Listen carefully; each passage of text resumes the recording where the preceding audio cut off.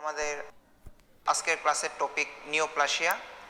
আমরা সবাই জানি আমাদের জেনারেল প্যাথোলজির মধ্যে কয়েকটা টপিক আছে, এর মধ্যে sell injury adaptation, inflammation, healing repair.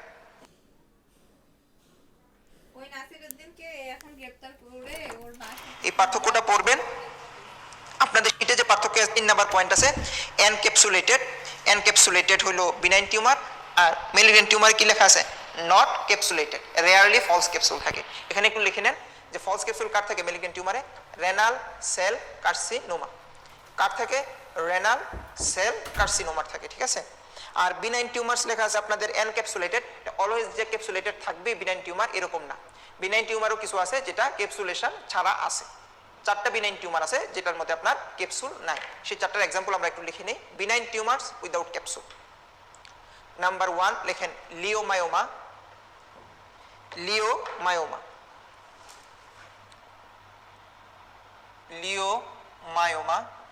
Number 2 adenoma. Number 3 papilloma. Number 4 haemangioma. Number 1 leiomyoma, number 2 adenoma, number 3 papilloma, number 4 haemangioma, ঠিক আছে। আসেন পরের পেজে আছে বিনাইন এবং মেলিগন্যান্ট টিউমারের নাম। এই বক্সটা আপনারা পড়বেন পরের পেজে, পেজ নাম্বার 12-এ। পেজ নাম্বার 13-এ আছে মেজর টিউমার্স ইনভলভিং বোনস। এই পেজ নাম্বার 12 এবং 13 পুরো বক্সটাকে আপনারা 3 স্টার দিয়ে পড়বেন, অবশ্যই পড়বেন, খুবই ইম্পর্টেন্ট। এগুলো পড়ানোর কিছু নেই, বিনাইন এবং মেলিগন্যান্ট টিউমারের নাম শুধু পড়বেন আপনারা। আসেন পেজ নাম্বার 14-এ আসেন। আমরা পেজ নাম্বার 14-এ চলে আসি। Familial cancer syndrome. দেখেন আপনাদের বিগুলো লাস্ট ইয়ারগুলোতে কি কি কোশ্চেন এসেছে দেখেন। মেলিগন্যান্ট টিউমারের নাম এসেছে ডিপ্লোমা পরীক্ষায়। মেলিগন্যান্ট টিউমার্সের নাম, ফলোইং টিউমার্স আর histologically benign. That means benign এবং মেলিগন্যান্ট টিউমারের নাম এসেছে, হ্যাঁ মেলিগন্যান্ট টিউমার্স আর নাম, এগুলো কিন্তু পরীক্ষায় আসে। এই দেখেন বিনাইন বোন টিউমার্স, বোন টিউমার কোনগুলো বিনাইন কোনগুলো মেলিগন্যান্ট, এগুলো পরীক্ষায় আসে আপনাদের। এটা জাস্ট বক্স পড়বেন আর আনসার করবেন, খুবই ইজি। এগুলো ডাইরেক্ট বক্স থেকে তুলে দেয়, এগুলো কোনো ঘুরিয়ে পেঁচিয়ে কোনো কোশ্চেন নেই এগুলোর মধ্যে। আসেন পেজ নাম্বার 14-এ ফ্যামিলিয়াল ক্যান্সার সিনড্রোম আমরা আসি। এই যে জেনেটিক প্রিডিসপোজিশনে ফ্যামিলিয়াল ক্যান্সার সিনড্রোম যেটা আছে এটার মধ্যে আসি। ফ্যামিলিয়াল ক্যান্সার সিনড্রোম এই প্যারাটাকে আপনারা 2 স্টার দিয়ে পড়বেন, ঠিক আছে। তারপরে যে আছে examples of inherited predisposition of cancer, এই কোন জিন দিয়ে আপনার কোন ক্যান্সার হয় সেটা আমরা পড়ব। এটাও তো মুখস্থ করার পড়া, এটা আপনারা 2 স্টার দিয়ে পড়বেন, হ্যাঁ। দেখেন এপিসি দিয়ে কি লেখা আছে?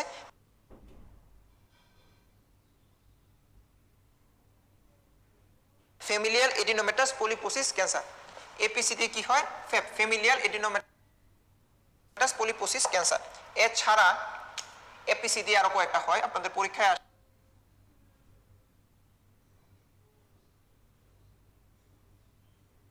লিখে রাখেন। ব্রেন চাপো। এপিসি দিয়ে কি কি হয়? ব্রেন চাপো। ব্রেন দিয়ে প্রাইমারি ব্রেন টিউমার লিখেন, প্রাইমারি ব্রেন টিউমার। সি দিয়ে লিখেন colon cancer, colon cancer less than 25 years.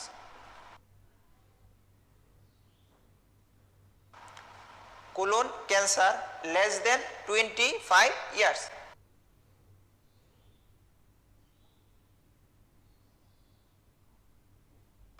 H দিয়ে লিখেন হেপাটোব্লাস্টোমা, হেপাটোব্লাস্টোমা। এ দিয়ে লিখবেন ampulla of ভেটার cancer, ampulla of ভেটার cancer. আমরা জানি এম্পুলা অফ ভেটার কি অ্যানাটমি ক্লাসে। পি দিয়ে লিখবেন papillary carcinoma of thyroid, papillary carcinoma of thyroid. Brain দিয়ে কি লিখেছি আমরা? Primary brain tumour. সি দিয়ে colon cancer less than 25 years. H দিয়ে হেপাটোব্লাস্টোমা। এ দিয়ে এম্পুলা অফ ভেটার ক্যান্সার। পি দিয়ে পেপিলারি কার্সিনোমা অফ থাইরয়েড। ও দিয়ে ওস্টিওমা অফ জো, ওস্টিওমা অফ জো, ঠিক আছে। এগুলো আপনারা লিখে রাখেন। চলে আসি আমরা page number 16, malignant tumours of childhood. Malignant tumours of childhood, এই যে এই আপনাদের 11টা লেখা আছে। শীটে 11টা মুখস্থ করবেন, প্লাস নেক্সট যে বক্সটা আছে common malignant neoplasm of infancy and childhood, এই বক্সটা খুব ভালো করে পড়বেন।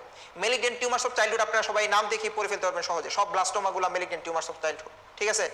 Nephroblastoma, medulloblastoma, neuroblastoma, retinoblastoma, hepatoblastoma, সব ব্লাস্টোমা আপনারা পারবেন মেলিগনেন্ট টিউমার্স অফ চাইল্ডহুড। কিন্তু নেক্সট বক্সটা আপনাদের জন্য বেশি ইম্পর্টেন্ট। কেন? কারণ এখানে দেখেন ভাগ করে দেওয়া আছে 0 to 4 years, 5 to 9 years, 10 to 14 years. পরীক্ষায় আপনাদের কোশ্চেন আসে, দেখাই আমি আপনাদের। এই দেখেন কমন চাইল্ডহুড সলিড টিউমার, এটা পারবেন আপনারা। চাইল্ডহুড টিউমার কি কি আছে পারবেন। Potentially curable malignancy of childhood টিউমারের নাম আসছে পারবেন। দেখেন কি কি আসছে দেখেন, এমব্রায়োনিক টিউমার্স অফ ইনফেন্সি, দেখছেন এমব্রায়োনিক টিউমার্স অফ ইনফেন্সি, এইটা পরীক্ষায় কোশ্চেন আসছে। তার মানে যদি প্রশ্নে আসে, এইবারও এই কোশ্চেনটা আসছে আপনাদের ডিপ্লোমা পরীক্ষায়, লাস্ট ডিপ্লোমা পরীক্ষায় এই কোশ্চেনটা আসছে যে এমব্রায়োনিক টিউমার্স অফ মেলিগনেন্সি, এটা মানে কি? তার মানে এই বক্স থেকে যে 3টা বক্স আছে, 3টা বক্সের ফার্স্ট বক্স থেকে হবে আনসারগুলো। কারণ ইনফেন্সিতে টিউমার যেটা 5 to 9 ইয়ার্সে হয় সেটা ইনফেন্সির আন্ডারে পড়বে না, যেটা 10 to 14 ইয়ার্স তো প্রশ্নই আসে না। তার মানে 0 to 4 ইয়ার্স, মানে সাধারণত ইনফেন্ট বলা 0 to 1, তার মানে এই বক্স থেকে আপনার এটা ট্রু হবে, বাদ বাকিগুলো ফলস হবে। আপনি যখন অস্টিওজেনিক সার্কোমা পড়বেন, this is A childhood tumour, কিন্তু আপনাকে যখন প্রশ্নে বলবে টিউমার অফ ইনফেন্সি, আপনাকে যখন অস্টিওজেনিক সার্কোমা বলবে, this is false, because it occurs in the range of 10 to 14 years, ঠিক আছে? এই জন্যই আপনি এই বক্সটা পড়বেন, ঠিক আছে? আমি কিন্তু আপনাদের প্রশ্ন কিভাবে আসতে পারে, কোনভাবে কিভাবে স্টিমটা দিতে পারে ঠিক সেভাবে বলে দিচ্ছি। হ্যাঁ, পরীক্ষা হলে গিয়ে কমন পাবেন, কিন্তু মাথা ঠান্ডা করে আনসার করবেন, আপনাদের প্রতি রিকোয়েস্ট। আসেন page number 17, occupational cancer. Page number 17, occupational cancer, এটা একটা ইনফিনিটি স্টার টপিক আপনাদের জন্য। হ্যাঁ, infinity star topic, occupational cancer মুখস্থ করার পর দেখেন এই যে features that characterise familial cancer, ওই যে ফ্যামিলিয়াল ক্যান্সার সিনড্রোমে যেগুলো আমি পড়েছিলাম, এই যেগুলো আসছে আপনাদের পরীক্ষা। হ্যাঁ, এখন আসেন ফ্যামিলিয়াল অকুপেশনাল ক্যান্সার, এই বক্স পড়বেন পুরোটাই ইনফিনিটি স্টার, খুবই ইম্পর্টেন্ট, মুখস্থ করবেন। বক্সের নিচে আপনাদের একটু জায়গা আছে, বক্সের নিচে একটু জায়গা আছে, এটার মধ্যে একটা জিনিস একটু লিখে রাখেন কষ্ট করে। আজকে ক্লাসে আপনাদের আমি অনেক লেখাচ্ছি, একটাই কারণ যেন আপনাদের পুরো বইয়ের অন্যান্য যে ইনফরমেশন যেগুলো আছে সবগুলো যেন একটা শিটে থাকে, অথবা একটা খাতায় বা একটা বই, একটা জায়গায় আপনারা সবকিছু লিপিবদ্ধ করবেন। এজন্য আপনাদের কি হবে, পরীক্ষার আগে আপনাদের রিভাইজ করতে ইজি হবে। কি বললাম, লিখে রাখেন কোন কোন এজেন্ট লাং কার্সিনোমা করে, কোন কোন এজেন্ট লাং কার্সিনোমা করে। হ্যাঁ, শিলা বেনি করে রনে আসবে, শিলা বেনি করে রনে আসবে। লাং কার্সিনোমা কারা কারা করে দেখেন, silicon, SI silicon, beryllium, nickel, chromium, radon, asbestos, arsenic, strontium,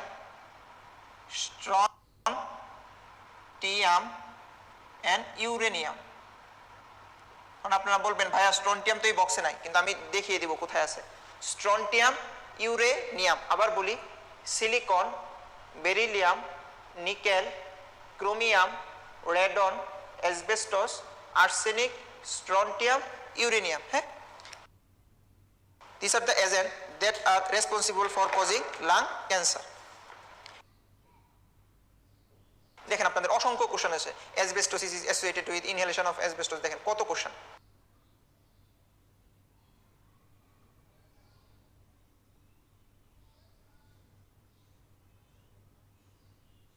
সব এই বক্স থেকে এসেছে, সব।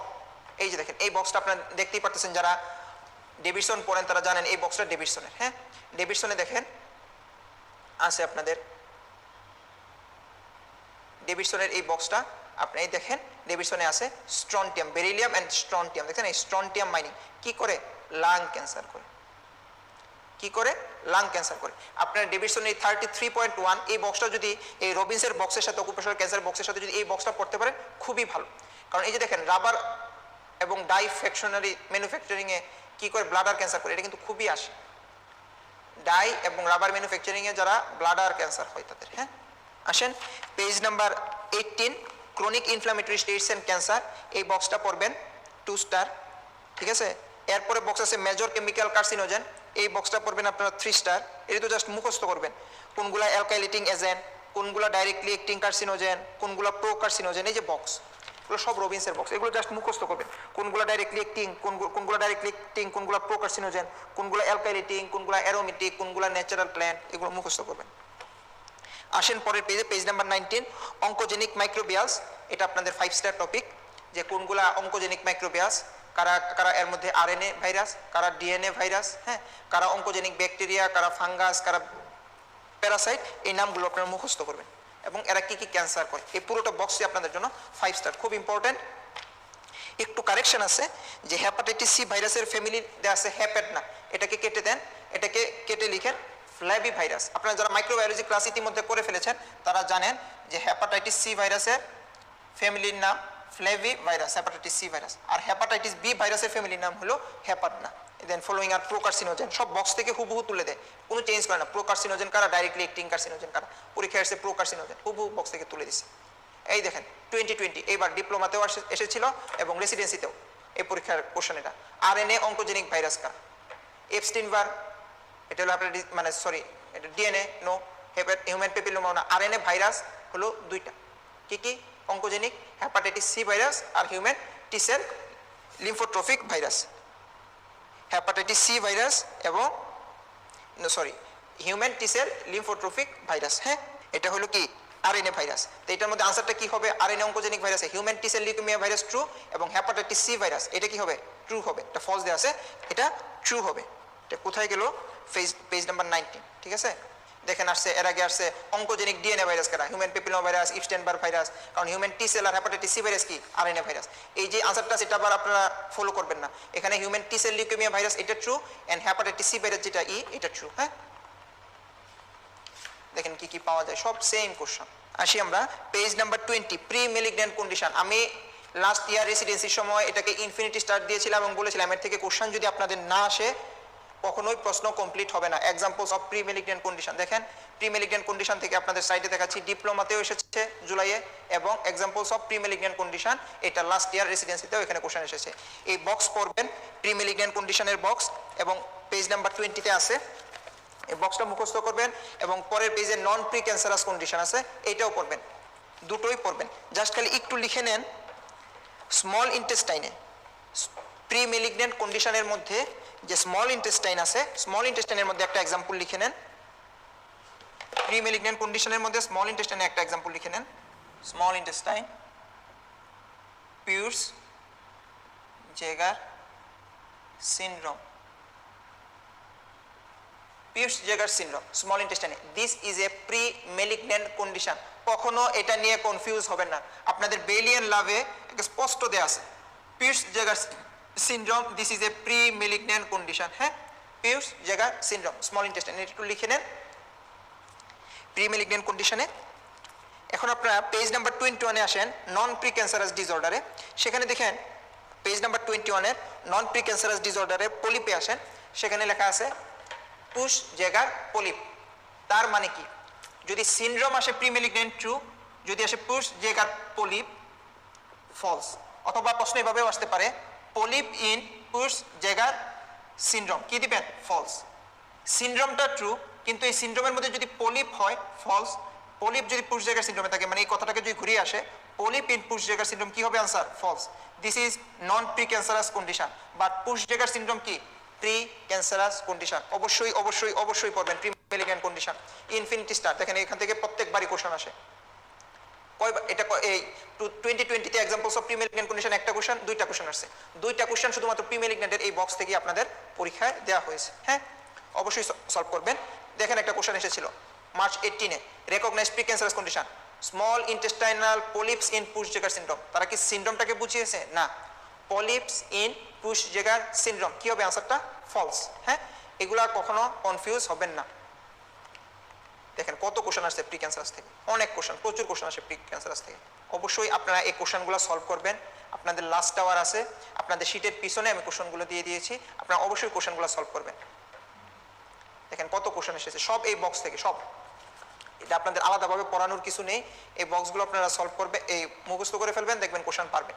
দেখেন এই কোশ্চেনটা দেখেন, precancerous condition include Peutz জেগার সিনড্রোম, এখানে শুধু সিনড্রোম বুঝিয়েছে, এখানে তাহলে কি হবে আনসারটা ট্রু, ঠিক আছে। এই জিনিসগুলো আপনারা মিস করবেন না। আসে আমরা পরবর্তী টপিকে যাই। আপনাদের শীটে আছে যে নিওপ্লাজম ইন এইচআইভি ইনফেকশন, এটা আপনারা 3 স্টার দিয়ে পড়বেন, হ্যাঁ, নিওপ্লাজম ইন এইচআইভি ইনফেকশন। চলে আসি আমরা পেজ নাম্বার 26-এ। আমরা এখন একটু মেটাস্টেসিসটা নিয়ে পড়বো। আমরা সবাই জানি মেটাস্টেসিস কি কি রুটে হয়, কিভাবে হয় সেটা আমাদের সবারই জানা আছে। মেটাস্টেসিসটা মানে কি? মেটাস্টেসিসটা মানে বেস মেমব্রেনটা ক্রস করে ক্যান্সারটা কি করবে, অন্য জায়গায় প্রতিস্থাপিত হবে। দিস কল মেটাস্টেসিস, সহজ বাংলা কথা। এখন মেটাস্টেসিস কি কি রুটে হয় আমরা সবাই জানি।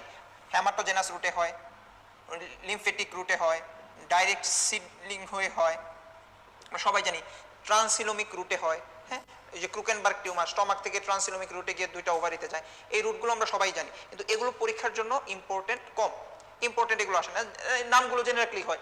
ব্লাড বর্ন হয়, লিমফেটিক রুটে হয়, ডাইরেক্ট সিডিং হয়ে হয়। আমাদের জন্য ইম্পর্টেন্ট কি কি অর্গানে মেটাস্টেসিস হয় এবং কোন কোন অর্গানে কোথা থেকে ক্যান্সার মেটাস্টেসিস হয়ে আসে, এগুলো আমাদের জন্য ইম্পর্টেন্ট। সেই জন্য পেজ নাম্বার 26 পুরোটাই আপনাদের জন্য ইনফিনিটি স্টার। হ্যাঁ, পেজ নাম্বার 26 ইনফিনিটি স্টার, যে কোথা থেকে মেটাস্টেসিস হয় এবং মেটাস্টেসিসের প্রাইমারি সাইটগুলো কি। হ্যাঁ, দেখেন কতগুলো প্রশ্ন আপনাদের এসেছে।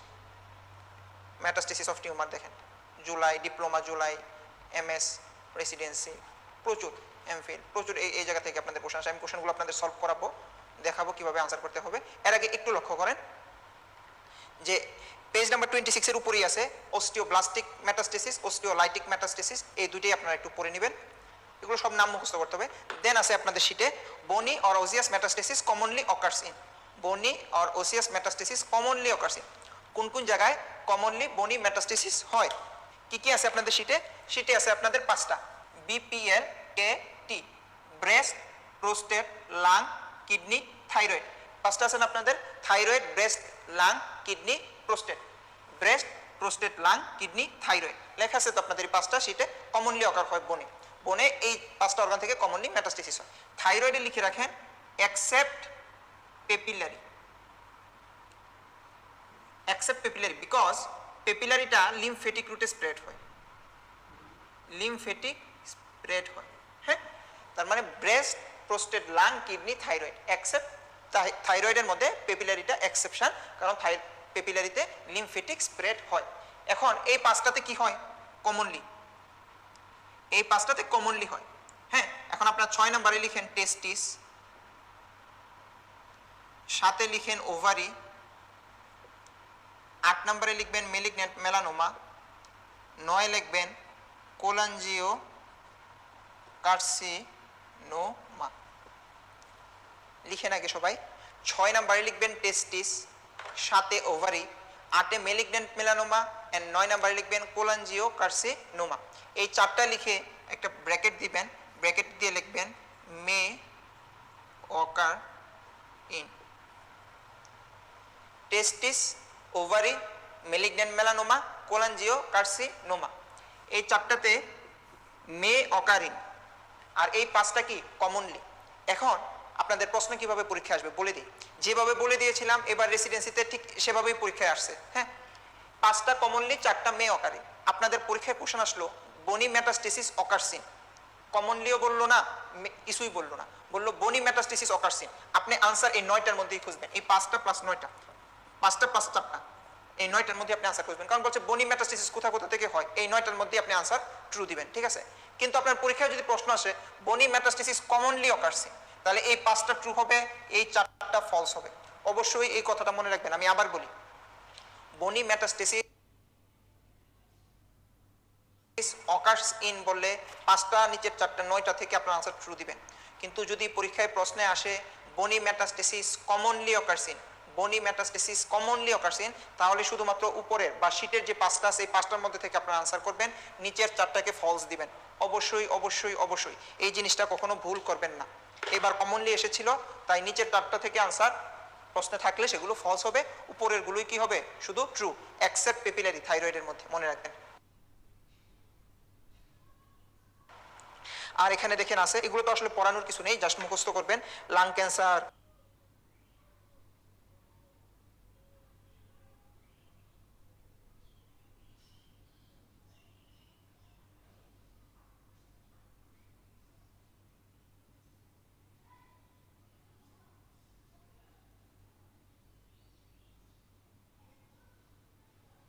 ব্রেন ক্যান্সার, কি কি অরবিটে ক্যান্সার যায় টিউমার থেকে, সেগুলো একটু মুখস্থ করে ফেলবেন না। আর এই ছবিটা তুলে রাখতে পারেন যে এটা হলো metastatic tumours in children in adult. এটা হলো আপনার টিউমার মেটাস্টেসাইজ টু অরবিট। আপনাদের শীটে একটা বক্স আছে, এই বক্সের সাথে এই আয়ের একটা বই আছে খুরানা, আপনারা জানেন একে খুরানা স্যারের বই, খুরানা স্যারের বই আরেকটা আছে টিউমার মেটাস্টেসাইজ টু অরবিট। এই ছবিটা যদি আপনারা তুলে নিতে পারেন আপনাদের জন্য ভালো, কারণ আপনাদের ফ্যাকাল্টি কোশ্চেনে এই কোশ্চেনগুলো আসে। দেখেন primary tumour size metastasise to brain, শীটে আছে ব্রেনে কি মেটাস্টেসাইজ করে, একদম হুবহু তুলে দিছে ডিপ্লোমা জুলাইয়ে মেটাস্টেসাইজ। দেন মেলিগন্যান্ট টিউমার্স, দেখেন এই প্রশ্নটা আপনাদের দেখাচ্ছি। মেলিগন্যান্ট টিউমার্স মেটাস্টেসাইজ টু বোন কমনলি বা ফ্রিকুয়েন্টলি কিছু বলেছে না, তাহলে যে সেমিনোমা অফ টেস্টিস এটা কি হবে? ট্রু। বুঝতে পারছেন সবাই? অস্টিওব্লাস্টিক মেটাস্টেসিস, অস্টিওপ্লাস্টিক আর অস্টিওলাইটিক আপনাদের পড়তে বলেছি আপনাদের। টিউমার কমনলি মেটাস্টেসিস টু বোন, tumour presenting metastasis, orbital metastasis দেখছেন এসেছে এমএস। বনি মেটাস্টেসিস কমন প্রাইমারি। এই দেখেন টিউমার্স কমনলি মেটাস্টেসাইজ রেসিডেন্সিতে এসেছে কমনলি, এখানে কিন্তু কমনলি উল্লেখ করে দিয়েছে। এখানে টেস্টিসটা কি হবে? ফলস।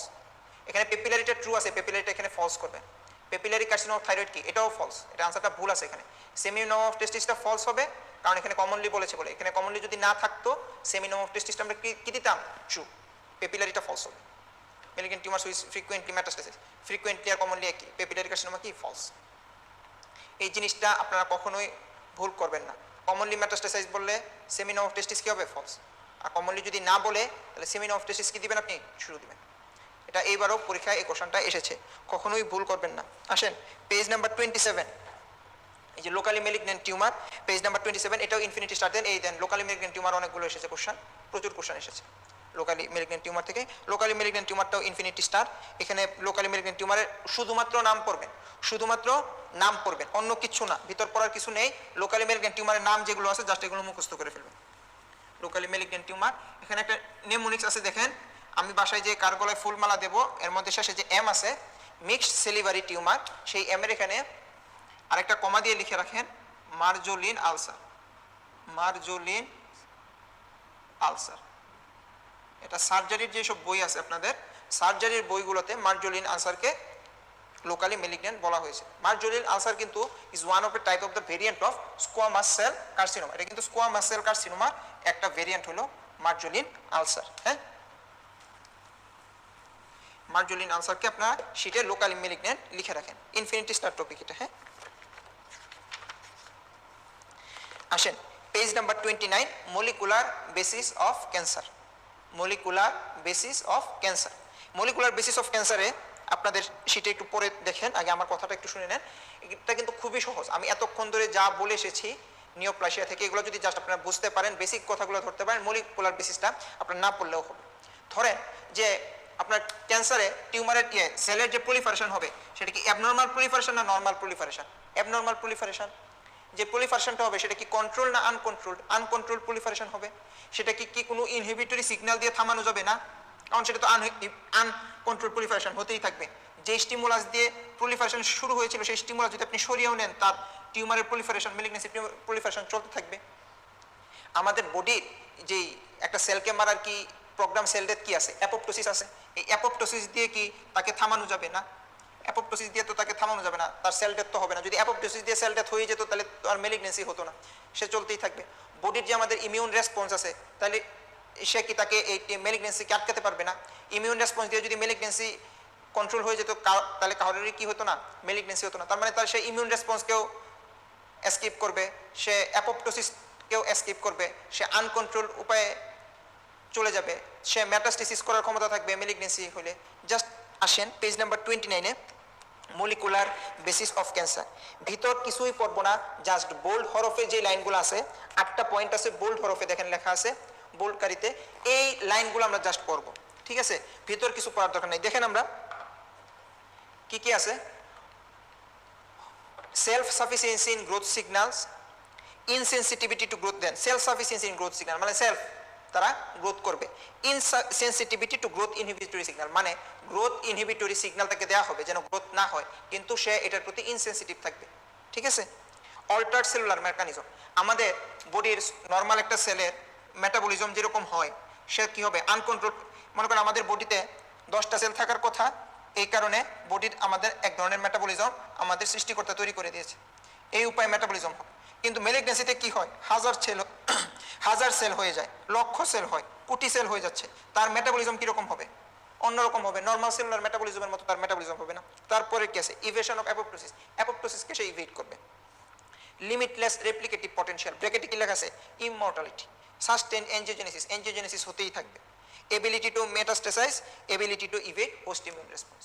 আপনি যদি বেসিকটা বুঝতে পারেন ক্যান্সারে, এটাই জাস্ট কিছু না। সে অ্যাপোপ্টোসিসকে এসকেপ করবে, সে ইমিউন রেসপন্সকে এসকেপ করবে, তার এনজিওজেনেসিস চলতে থাকবে, তার মেটাস্টেসাইজ করার ক্ষমতা থাকবে। জাস্ট এই পয়েন্টগুলোকেই তুলে হুবহু দেখেন, পরীক্ষা আপনাদের দিয়েছিল রেসিডেন্সি পরীক্ষা, cancer display following fundamental changes in cells. Sensitivity to growth inhibitory, sensitive থাকে না ইনসেন্সিটিভ, ইনসেন্সিটিভ। জাস্ট ইন থাকলে এটা ট্রু হইতো। Self sufficiency in growth signals, false, sorry, self sufficiency in growth signals, this true. Evasion of necrosis, necrosis না apoptosis, apoptosis. Immortality, true. Ability to evade host immune response, তার মানে be true, D true এবং ই true. এতে যদি in থাকতো তাহলে এও true হইতো এবং ইভেশন অফ অ্যাপোপ্টোসিস হলে ট্রু হইতো। ঠিক আছে, এখন আরেকটা জিনিস দেখাই আপনাদের। আমরা সবাই যদি মাইক্রোবায়োলজির ইমিউনোলজি ক্লাসটা করে থাকি, আমরা সবাই এমএসসি সম্বন্ধে ধারণা, মেজর হিস্টোকম্প্যাটিবিলিটি কমপ্লেক্স, ঠিক না? এটা আমরা সবাই পড়েছি। প্রত্যেকটা সেল বা টিস্যুর গায়ে কি থাকে, এমএসসি থাকে, এমএসসি 1 অর 2। আচ্ছা, আপনাদের কাছে আমার একটা কোশ্চেন, এই কোশ্চেনটা নিয়ে কখনো কনফিউজ হবেন না, ভুলও করবেন না। এমএসসি 2 কোন সেলে থাকে আর এমএসসি 1? আমি যদি আপনাদের প্রশ্ন করি যে MSC 1 present in APC cell, এটা ট্রু না ফলস? 50 to 60% অনেকে চিন্তা করতেছেন যে এমএসসি 1 এপিসি, এটা ফলস। কারণ এপিসি থাকে কোথায়, এমএসসি 2-তে, ঠিক না? যারা এটাকে ফলস চিন্তা করতেছেন, এমএসসি 2-তে এপিসি এবং এমএসসি 1 এপিসি আসলে ফলস, তারা একটু চিন্তা করেন যে এমএসসি 1 কিসে থাকে। এমএসসি 1 থাকে all nucleated cell, all nucleated cell except RBC, ঠিক না? আরবিসি ছাড়া সব সেলেই কি আছে, এমএসসি 1 আছে, ঠিক না? এমএসসি 1 আছে, অল নিউক্লিয়েটেড সেলে এমএসসি 1 আছে, ঠিক না? তার মানে যদি এমএসসি 1 অল নিউক্লিয়েটেড সেলে থাকে তাহলে সে অবশ্যই এপিসিতে থাকবে। কারণ অ্যান্টিজেন প্রেজেন্টিং সেল কারা কারা, B cell, macrophage, dendritic cell. Macrophage আর বি সেলের নিউক্লিয়াস তো বিশাল বড়, তো তারা তো নিউক্লিয়েটেড সেল।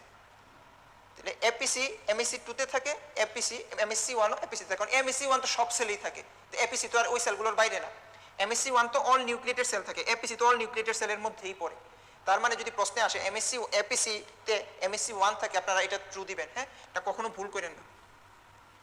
অনেকে আমরা চিন্তা করি এমএসসি 2 এপিসিতে থাকে, এপিসি যদি এমএসসি 1 দিয়ে আসে এটা তো ফলসই হবে, এরকম ভুল করবেন না। হ্যাঁ, ধরেন প্রত্যেকটা সেলের গায়ে কি থাকে, এমএসসি 1 থাকে, এমএসসি 1। এমএসসি 1 এর অ্যাট্রাকশনে কোন সেল আসবে, সবাই জানি আমরা, সাইটোটক্সিক টি সেল, সাইটোটক্সিক টি সেল। CD8 সেলের ফাংশন কি, যারা ইমিউনোলজি ক্লাস করেছি আমরা সবাই জানি, CD8 এর ফাংশন হলো ভ্যাট, দোকানের ভ্যাট না এটা, এটা হলো ভি দিয়ে হলো ভাইরাস ইনফেক্টেড সেল, এ দিয়ে হলো এলোগ্রাফট সেল, টি দিয়ে হলো টিউমার সেল। এই তিনটা সেলকে CD8 মেরে ফেলে। CD8 এই তিনটা সেলকে মারে, virus infected cell, allograft cell and tumour sell.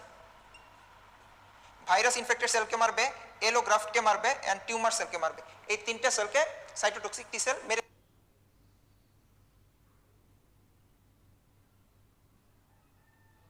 ফেলে। এখন ধরেন কোন টিউমার সেল, ধরেন এটা একটা টিউমার সেল, টিউমার সেল সে যদি মেলিগন্যান্সি করে, সে কি তার শরীরে কখনো এমএসসি 1 কে প্রকাশ পেতে দিবে? কখনোই দিবে না। যদি মেলিগন্যান্সি সে স্প্রেড করতে চায়, কখনো এমএসসি 1 কে প্রকাশ পেতে দিবে না। কারণ তার বডিতে সে যদি এমএসসি 1 কে দেয়, এমএসসি 1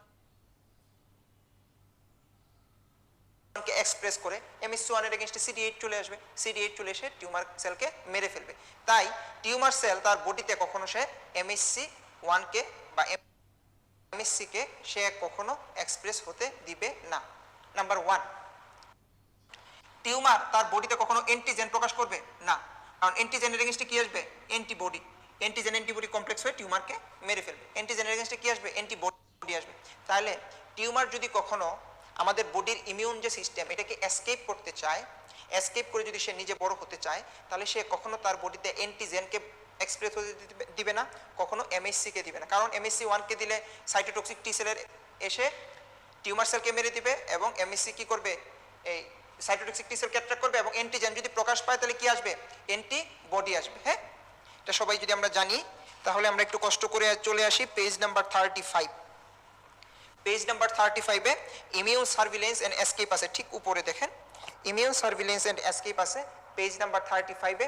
এর মধ্যে যে 5টা পয়েন্ট আছে, 5টা ফোটা দিয়ে 5টা পয়েন্ট আছে, এই 5টা পয়েন্ট আপনারা 2 স্টার দিয়ে পড়ে ফেলবেন। দেখেন আছে loss or reduced expression of MHC, selective outgrowth of antigen negative variants. ঠিক সেম এই 5টা পয়েন্ট কি তারা তুলে দিয়েছিল, tumour escape, body immune surveillance by কি কি, দেখছেন হুবহুভাবে তারা তুলে দিয়েছিল। আসি আমরা পেজ নাম্বার 31। পেজ নাম্বার 31-এ আসি প্রোটো অঙ্কোজিন। প্রোটো অঙ্কোজিন হলো আপনার আমাদের বডিতে প্রত্যেকটা ক্যারেক্টারিস্টিক্সের জন্য, প্রতিটা ক্যারেক্টারিস্টিক্সের জন্য আমাদের বডিতে কি কি আছে, এক একটা করে জিন বিদ্যমান, ঠিক না? প্রত্যেকটা জিনের কয়টা করে এলিলি আছে? 2টা করে এলিলি আছে। আমরা সেটা জেনেটিক্স ক্লাসে সেটা আমরা পড়েছি, ঠিক না?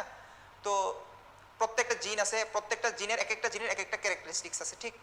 তো আমাদের বডিতে যেসব নর্মাল ফিজিওলজিক্যাল জিন আছে সেই ফিজিওলজিক্যাল জিনগুলোকে বলা হয় প্রোটো অঙ্কোজিন। নর্মাল ফিজিওলজিক্যাল জিনগুলোকে কি বলা হয়? Proto oncogene. সেই প্রোটো অঙ্কোজিনের মধ্যে যখন মিউটেশন হবে তখন সেই প্রোটো অঙ্কোজিন হয়ে যাবে অঙ্কোজিন। বুঝতে পেরেছি সবাই? আমাদের বডির নর্মাল ফিজিওলজিক্যাল জিনগুলোকে বলা হয় প্রোটো অঙ্কোজিন। সেই প্রোটো অঙ্কোজিনের মধ্যে যখন মিউটেশন হবে তখন সেটাকে বলা হবে অঙ্কোজিন। সেই অঙ্কোজিন কি করে? আলটিমেটলি ক্যান্সার করে, ঠিক আছে? তাহলে প্রোটো অঙ্কোজিন কি কি উপায়ে মিউটেশন হয়ে অঙ্কোজিনে রূপান্তর হয় যার ফলে আমাদের ক্যান্সার হয়ে থাকে, ঠিক আছে? এটা আপনাদের পরীক্ষার জন্য ইম্পর্টেন্ট। পেজ নাম্বার 31-এ প্রোটো অঙ্কোজিন আছে, এখানে আপনারা একটু লিখে রাখতে পারেন how proto oncogene is converted to oncogene. 4টা পয়েন্ট লিখে রাখতে পারেন আপনারা। নাম্বার 1, প্রোটো অঙ্কোজিন কি কি উপায়ে মিউটেশন হয়ে অঙ্কোজিন হয়। Number 1 point mutation, number 2 inversion, number 3 translocation, number 4 জিন এমপ্লিফিকেশন। নাম্বার 1 কি? Point mutation, number 2 inversion, number 3 translocation, number 4 জিন এমপ্লিফিকেশন। এই 4টা উপায়ে একটা প্রোটো অঙ্কোজিন কনভার্ট হয় কিসে? অঙ্কোজিনে। পয়েন্ট মিউটেশন, জিন এমপ্লিফিকেশন, ট্রান্সলোকেশন অ্যান্ড ইনভার্সন, ঠিক আছে? এরপর আপনাদের যে সিলেক্টেড অঙ্কোজিনের একটা বড় বক্স আছে, এই বক্স থেকে কোশ্চেন এসেছিল। আমি যখন রেসিডেন্সি পরীক্ষা দিয়েছি তখন ওই বক্স থেকে একটা কোশ্চেন এসেছে। এই বক্স যদি কেউ মুখস্থ করতে চান মুখস্থ করতে পারেন, আর যদি কেউ চান যেখান থেকে আমরা পড়বো না, মুখস্থ করবো না, আসলে কেউ এটা পুরোটা মুখস্থ করে মনে রাখাও ইজি না, হ্যাঁ, খুবই ডিফিকাল্ট এই বক্স পড়ে মনে রাখা। এই বক্সে আমি কোনো স্টার দিব না, যার ইচ্ছা আপনাদের মুখস্থ করার করতে পারেন, পড়তে যদি মনে রাখতে পারেন অবশ্যই ভালো, কিন্তু এই বক্স পড়ে মনে না রাখাটার সম্ভাবনাটাই বেশি, তাই এটাই বক্সের উপরে জোর দিয়ে পড়ার কিছু নেই, হ্যাঁ। আমরা আসি পরের পেজে, P53 জিন। P53 জিন নিয়ে আমি বলেছিলাম যে P53 জিনটা আপনাদের লাস্ট বা রেসিডেন্সির সময় আমি একটা জিনই পড়িয়েছি, P53 জিন, এবারও পড়াচ্ছি। আমি বলেছিলাম যে P53 জিনটা ইম্পর্টেন্ট এবং লাস্ট ইয়ার রেসিডেন্সিতে 2020-তে কিন্তু P53 জিনের থেকেই কোশ্চেন দিয়েছে, হ্যাঁ। এই লাস্ট রেসিডেন্সিতে P53 জিন থেকে কোশ্চেন দিয়েছে। তো যারা এবার ডিপ্লোমা পরীক্ষায় যাবেন ওনাদের প্রতি আমার Ernst request, last year residency এবং এইবার রেসিডেন্সি পরীক্ষা যখন হবে 2টা ইয়ারের কোশ্চেন খুবই ভালো করে সলভ করে আপনারা ডিপ্লোমা পরীক্ষায় যাবেন, হ্যাঁ। P53 জিন, P53 জিন এটা হলো একটা টিউমার সাপ্রেসর জিন। This is a tumour suppressor জিন। তার মানে কি তার নর্মাল কাজ টিউমার প্রডিউস করা? না, তার নর্মাল কাজ কি? টিউমারকে সাপ্রেস করে রাখা, ঠিক আছে? কারণ প্রত্যেকটা জিনের কয়টা এলিলি থাকে বললাম? 2টা এলিলি থাকে। তার কাজ টিউমার সাপ্রেস করে রাখা।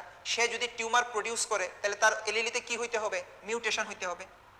যেহেতু তার কাজ টিউমারকে সাপ্রেস করে রাখা, তাহলে তার কয়টা এলিলিতে মিউটেশন প্রয়োজন? 2টা এলিলিতে মিউটেশন প্রয়োজন। 2টা এলিলিতেই মিউটেশন করে তার 2টা এলিলি নষ্ট করে দিতে হবে, তাহলেই সে টিউমার তৈরি করতে পারবে, ঠিক না? কিন্তু অঙ্কোজিন যার কাজই হলো টিউমার তৈরি করা, তার দিস ইজ টিউমার সাপ্রেসর জিন। আর যে অঙ্কোজিন যে নিজেই টিউমার আপনার প্রডিউস করে, তার কিন্তু এলিলি একটাতে মিউটেশন হইলেই যথেষ্ট, কারণ সে নিজেই পাওয়ারফুল টিউমার তৈরি করার জন্য, তার মিউটেশন না হলেও চলবে। কিন্তু তার যদি একটাতে মিউটেশন হয়ে এলিলি লস্ট হয় সে তৈরি করতে পারবে, কিন্তু তার একটাতে যদি মিউটেশন হয় সে কখনো টিউমার করতে পারবে না, কারণ তার কাজ সাপ্রেস করা। তার যদি আপনি 2টাই নষ্ট করে দেন, লস করে দেন, তাহলে সে টিউমার তৈরি করতে পারবে। P53 জিন, সে ক্রোমোজোম নাম্বার 17-এ থাকে। কয় নাম্বার ক্রোমোজোমে থাকে? ক্রোমোজোম 17-এ থাকে। P53 জিন আমাদের বডিতে more than 50% cancer, more than 50% cancer কার সাথে জড়িত? P53 জিনের সাথে জড়িত। এই জন্য P53 জিনকে কি বলা হয়? Guardian of genome, guardian of genome, ঠিক আছে? P53 আমাদের বডির মোর দ্যান 50% ক্যান্সারের সাথে জড়িত, এই জন্য তাকে গার্জিয়ান অফ জিনোম বলা হয়, ঠিক আছে?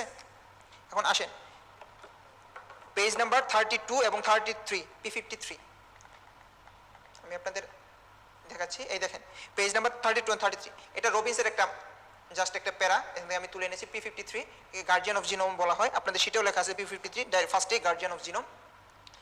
বইয়ে P53 4টা ফাংশন আছে। আপনাদের পেজ নাম্বার 33-তে যেখানে মেকানিজম আছে সেখানে দেখেন বোল্ড হরফে 3টা ফাংশন লেখা আছে P53, growth arrest, DNA repair এবং কি আছে আরেকটা অ্যাপোপ্টোসিস।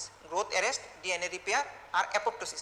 আমাদের রবিন্স বইয়েও লেখা আছে 4টা, অ্যাপোপ্টোসিস, সেল সাইকেল প্রোগ্রেশন মানে গ্রোথ অ্যারেস্ট, একটা ডিএনএ রিপেয়ার, আরেকটা এক্সট্রা লেখা আছে 4 নম্বরে সেলুলার সেনেসেন্স। সেলুলার সেনেসেন্স এটা সেলুলার এইজিং এর সাথে জড়িত। কিসের সাথে জড়িত? সেলুলার এইজিং এর সাথে।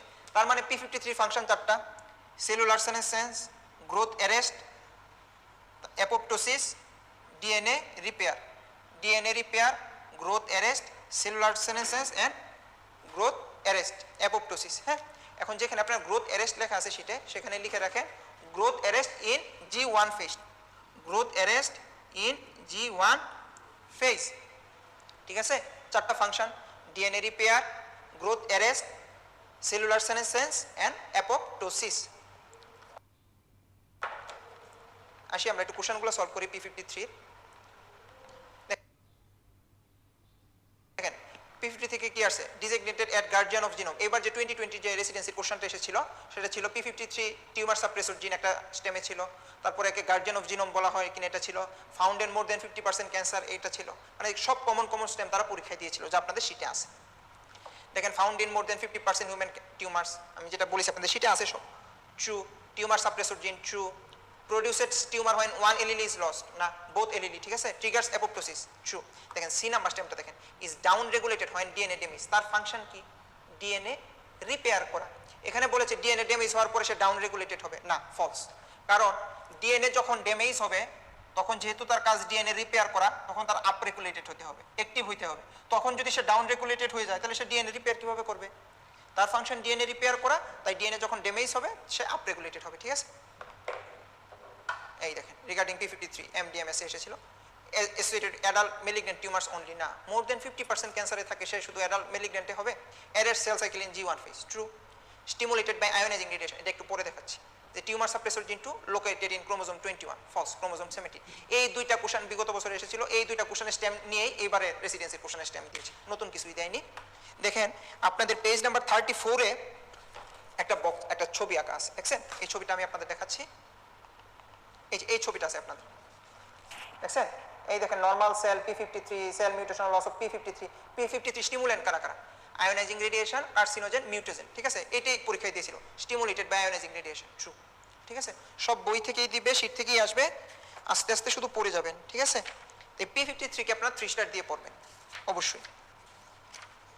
আসে পেজ নাম্বার 36, এই বক্স থেকে এবার একটা কোশ্চেন এসেছিল, বক্সটা পড়বেন 1 স্টার দিয়ে। এই লাস্ট বার কোশ্চেন এসেছে রেসিডেন্সিতে এই লাস্ট 2020-তে, তার মানে যেটা খুব ইম্পর্টেন্ট না, প্রত্যেকবারই একটা দুটো কোশ্চেন নতুন দেয়, একটু আনইউজুয়াল কোশ্চেন দেয়, তার মানে টপিকসটা ইম্পর্টেন্ট হয়ে যায় না। হ্যাঁ, এই টপিকসটা থেকে এবার কোশ্চেন এসেছে পেজ নাম্বার 36 এর ক্রোমোজোম চেঞ্জেস ইন ক্যান্সার। এটা পড়বেন, মুখস্থ করবেন, যতটুকু পারেন চেষ্টা করবেন মনে রাখার জন্য। হ্যাঁ, page number 39 carcinoid syndrome. Carcinoid সিনড্রোমটা 1 স্টার। এটা আপনারা যখন ফ্যাকাল্টি পড়বেন, ফ্যাকাল্টির ক্লাস হবে, এই ক্লাসটা আপনাদের আরো ভালো করে হবে। তো কার্সিনয়েড সিনড্রোমটা আপনারা রিডিং পড়বেন। এই কার্সিনয়েড সিনড্রোম থেকে যে ফার্স্ট লাইনটা আপনাদের আছে, কার্সিনয়েড সিনড্রোম যে occurs throughout the GIT plus most commonly কোথায় হয়, এই লাইনটা আপনারা লাল কালি দিয়ে দেখান। নাম্বার 1 হবে আপনার অ্যাপেন্ডিক্স, সেকেন্ড হবে আপনাদের আইলিয়াম, এন্ড থার্ড হবে rectum. Appendix is the most common site for the carcinoid syndrome, then ileum, then rectum. আপনাদের শীটের ফার্স্ট লাইন যেটা আছে, commonly in the appendix, ileum and the rectum in the descending order of the frequency. তার মানে most common কি appendix, তারপরে হবে ileum, লাস্টে হবে রেকটাম। কার্সিনয়েড সিনড্রোম থেকে এই লাইনটা মোস্টলি ইম্পর্টেন্ট পড়বেন, আর বক্সে কোন কোন সাইটে কার্সিনয়েড সিনড্রোম হয় সেই বক্সটা আপনারা একটু পড়ে নেবেন। তারপরে 13 পেজের একদম লাস্টে আসে দেন জার্ম সেল টিউমার, পাইছেন? এই বক্সটা আপনারা দাগাবেন 2 স্টার। কিন্তু আপনাদের জন্য আমি একটা স্লাইড দেখাচ্ছি, আপনারা একটু কষ্ট করে এই স্লাইডে একটু ছবি তুলে নেন। জার্ম সেল টিউমার অফ টেস্টিস, এটার ছবিটা তুলবেন। আর সেক্স কর্ড স্টোমাল টিউমার, এই ছবিটাকে তুলেন, এই ছবিটা তুলবেন, এই ছবিটা তুলবেন। জার্ম সেল টিউমার অফ টেস্টিস তুলেছেন, এখন এই ছবিটা তুলেন সেক্স কর্ড স্টোমাল টিউমার। এটা গাইনির যে জেফকট বই আছে সেই জেফকট বই থেকে এটা তোলা। Sex cord stromal tumour of ovary, এটা কিন্তু sex cord stromal tumour of ovary, এটা আপনাদের পরীক্ষায় এসেছিল। আমি আপনাদের কোশ্চেন সলভ করাচ্ছি, দেখেন এই দেখেন সেক্স কর্ড স্টোমাল টিউমার, এটা এমফিল ডিপ্লোমা এসেছিল। ডিপ্লোমায় যারা পরীক্ষা দিবেন এই কোশ্চেনটা কিন্তু আপনাদের জন্য important. Sex cord stromal tumour diploma, এই কোশ্চেনটা কিন্তু এসেছিল। দেখেন following are the considered germ cell tumour, পরীক্ষায় এসেছে জুলাইয়ে, এটাও কিন্তু ডিপ্লোমায় এসেছিল। তারপরে germ cell tumours of ovary, এটাও ডিপ্লোমা এসেছিল। তার মানে ডিপ্লোমায় যারা পরীক্ষা দিবেন তারা কিন্তু জার্ম সেল টিউমারটাকে খুব ইম্পর্টেন্টলি পড়বেন। প্লাস এটা রেসিডেন্সির জন্য এটা একটা important topic, germ cell tumour. যারা এমএসএ দিবেন পরীক্ষা, সার্জারি ফ্যাকাল্টি, তাদের জন্য এই টপিকটা খুব ইম্পর্টেন্ট। যারা এমডি ফ্যাকাল্টির আছেন তারা এই টপিকটাকে একটু কম ইম্পর্টেন্ট দিয়ে পড়লেও পারবেন। এমেলোব্লাস্টোমা পেজ নাম্বার 40 তে আছে, জাস্ট একবার রিডিং দিবেন, এটা ইম্পর্টেন্ট কোনো টপিক না। পেজ নাম্বার 41 এ আছে স্কোয়ামাস সেল কার্সিনোমা, এটা আপনারা 2 স্টার দিয়ে পড়বেন।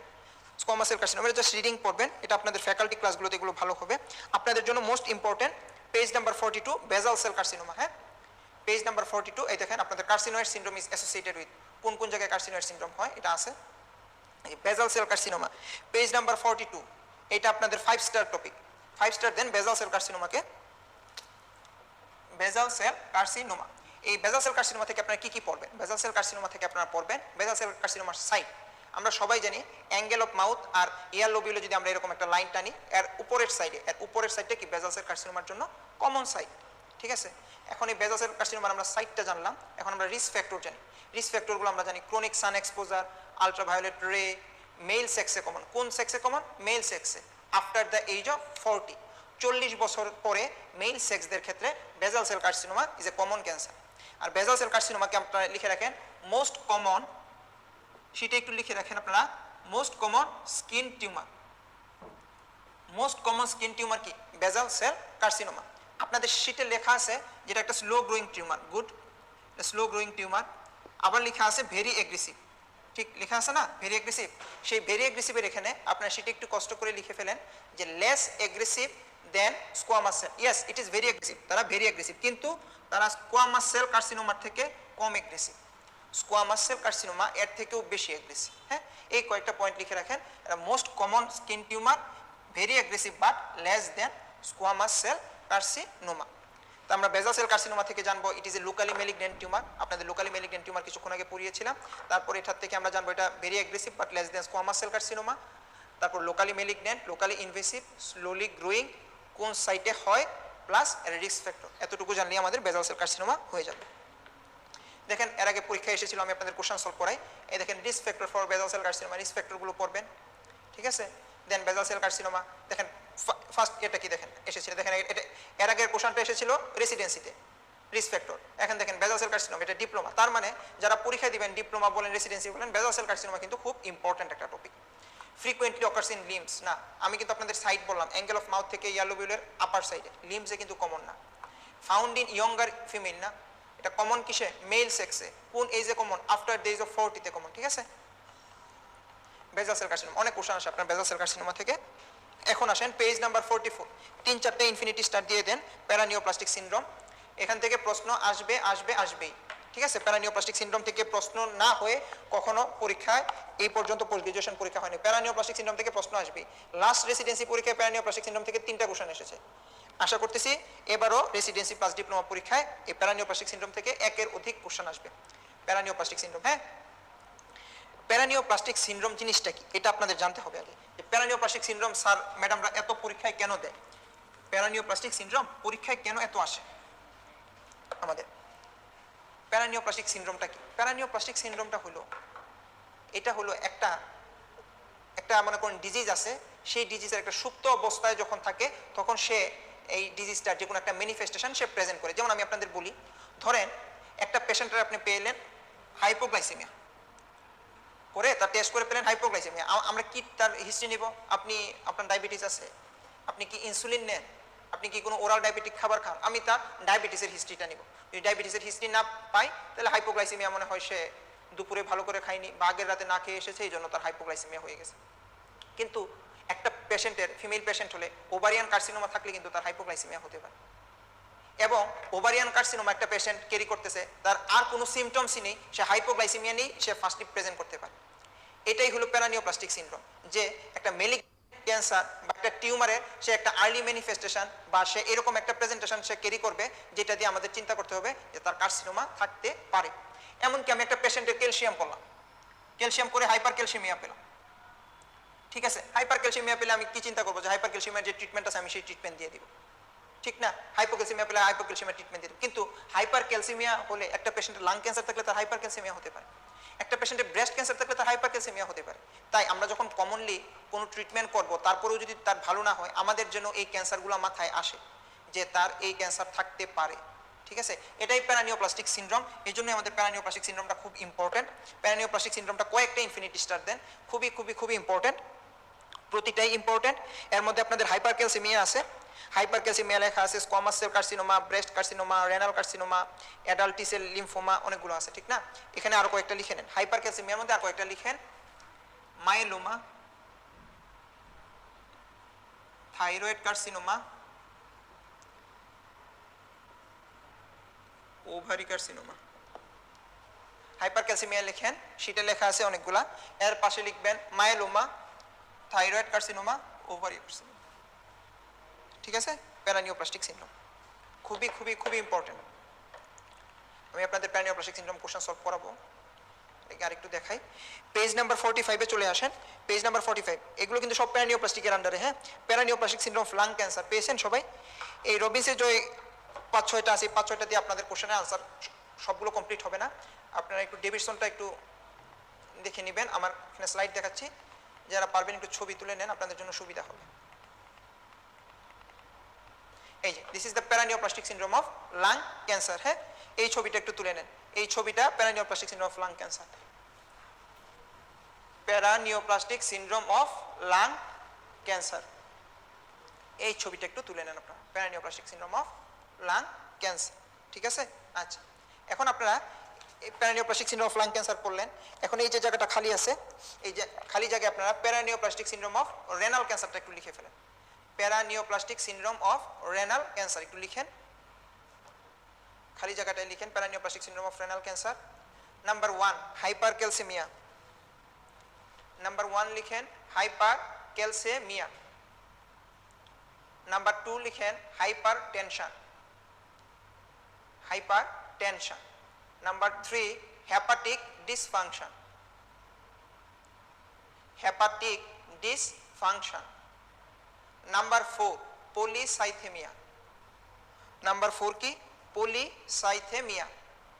Number 5 masculinisation, masculinisation, masculinisation. এটা তো হয় মেয়েদের, আর ছেলেদের কি হয়? অবলিক দিয়ে লেখেন ফেমিনাইজেশন, মাস্কুলিনাইজেশন আর ফেমিনাইজেশন, 5টা হলো। 6 নম্বরে লিখেন কুশিং সিনড্রোম, কুশিং সিনড্রোম। 7 নম্বরে লিখেন লিউকাময়েড রিঅ্যাকশন, লিউকাময়েড রিঅ্যাকশন। 8 নম্বরে লিখেন অ্যামাইলয়েডোসিস, অ্যামাইলয়েডোসিস। 9 নম্বরে লিখেন ইরাইথ্রোসাইটোসিস, ইরাইথ্রোসাইটোসিস লিখছেন? Last but not the least eosinophilia, eosinophilia, ঠিক আছে? 10টা আমি আবার রিপিট করি, হাইপার ক্যালসিমিয়া, হাইপার টেনশন, সবাই একটু মিলিয়ে নেন, hypercalcaemia, hypertension, polycythaemia, hepatic dysfunction, masculinisation or feminisation, Cushing syndrome, leukaemoid reaction, amyloidosis, erythrocytosis and eosinophilia, ঠিক আছে? আসেন পেজ নাম্বার 45, দেখেন নিউরোলজিক্যাল প্যারানিওপ্লাস্টিক সিনড্রোম আছে, পেরিফেরাল নার্ভাস সিস্টেম আর সেন্ট্রাল নার্ভাস সিস্টেম আলাদা করে, এটা আপনারা একটু পড়ে নেবেন, আপনাদের জন্য ইম্পর্টেন্ট। তারপরে একটা লাস্টে বক্স আছে কিউটেনিয়াস প্যারানিওপ্লাস্টিক সিনড্রোম, এটা 1 স্টার, এটা এতটা ইম্পর্টেন্ট না। হ্যাঁ, আসেন page number 46, ectopic hormone production by tumour, এটা 2 স্টার, এটাও এতটা ইম্পর্টেন্ট, এগুলো মুখস্থের পড়া। দেন টপিক আপনাদের hormone secreting tumour, hormone dependent tumour, hormone secreting tumour, hormone dependent tumours, infinity infinity infinity star topic, এটা খুবই ইম্পর্টেন্ট। আসেন একটু কারেকশন আছে আপনাদের শিটে, আগে আমি হরমোন ডিপেন্ডেন্ট টিউমারটা বলতেছি। হরমোন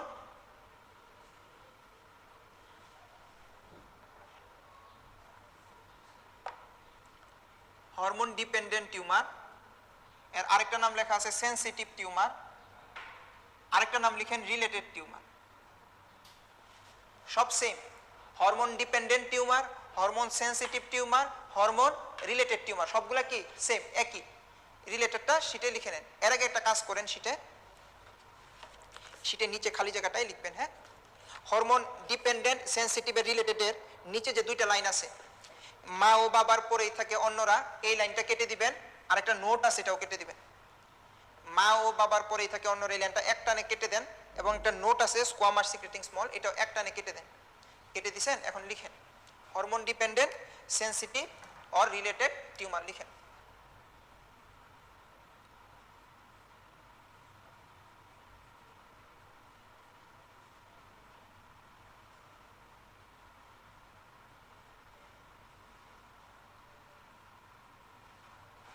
মিনি ও বিল্লি আমার পেট,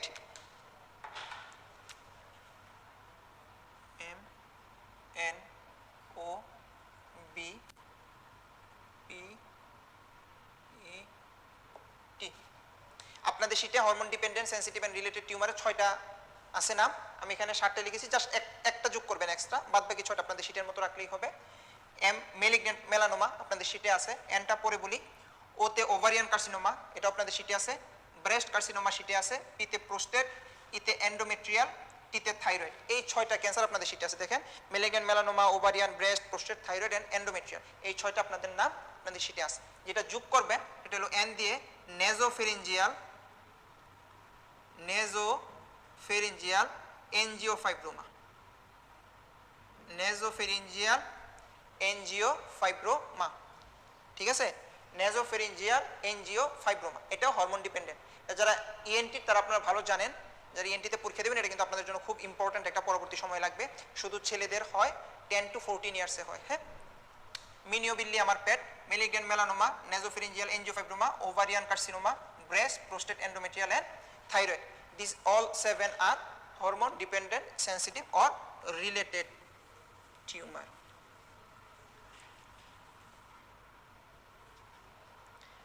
আসেন ঠিক বাদিকে আসেন, hormone secreting tumours. Hormone secreting টিউমার্সে আমার সবচেয়ে ভালো লেগেছে, হরমোন সিক্রেটিং টিউমার্সে আমি লাস্টবার একটা জিনিস পড়িয়েছিলাম এবং ফর্চুনেটলি এটাই পরীক্ষায় এসেছে। যেমন হরমোন সিক্রেটিং টিউমার্সে যখন ওভারিতে আসেন, ওভারিয়ানে দেখেন ডারময়েডের নিচে ডিসজার্মিনোমাটা লেখা আছে, পেয়েছেন সবাই?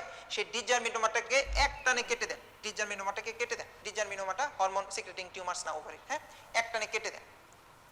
না, একটা কমিনি আপনাদের, ডিসজার্মিনোমাটা কেটে দিছি বলে আরেকটা সেই জায়গায় লিখে নেন, এরেনোব্লাস্টোমা, এরেনোব্লাস্টোমা, এরেনোব্লাস্টোমা, ডিসজার্মিনোমাটা কেটে এরেনোব্লাস্টোমাটা লিখে নেন। This a hormone secreting tumours, ঠিক আছে। হরমোন ডিপেন্ডেন্ট টিউমার্স এগুলো আছে, hormone secreting, infinity star topic. আমি আপনাদের কোশ্চেন দেখাই। হ্যাঁ, দেখেন এবার এসেছে polycythaemia occurs in, renal hepatocellular carcinoma, cerebellar haemangioma, ঠিক আছে। এইটা আমি বলেছিলাম আগেরবার যে পলিসাইথেমিয়াটা সহ প্যারানিওপ্লাস্টিকটা খুব ইম্পর্টেন্ট, এগুলো পড়ে যান, অনেকগুলো কোশ্চেন পাবেন। দেখেন এখানে কিন্তু আছে সেরেবেলার হেমানজিওমা, পেয়েছেন সবাই? সেরেবেলার হেমানজিওমা ট্রু, সেটাও আছে রবিন্সের বক্সে, ভালো করে লক্ষ্য করবেন পরীক্ষা হলে। কেন অনেক সময় সেরেবেলার হেমানজিওমাকে না সেরেব্রাল হেমানজিওমা দিয়ে দেয়, কিন্তু আমাদের পরীক্ষা হলে তো এত মানে ভালো করে আমরা পরীক্ষা হলে প্রশ্ন দেখি না, সেরেবেলার হেমানজিওমা না সেরেব্রাল হেমানজিওমা। 3টা প্রশ্ন পারিনি, এই 4র্থ প্রশ্ন এসে কমন পড়ছে, আর এত দেখার সময় আছে যে সেরেব্রাল না সেরেবেলার, সময় নেই, শুধু আগে ট্রু ফলস আমাদের দাগাতে হবে, এটাই আমাদের একটা মেমোরিতে থেকে যায়, ঠিক আছে। ভালো করে লক্ষ্য করবেন, is it cerebellar or cerebral, হ্যাঁ, পরে ট্রু অর ফলস দিবেন। পলিসাইথেমিয়া অকারসিন, এই কোশ্চেনটা এসেছে।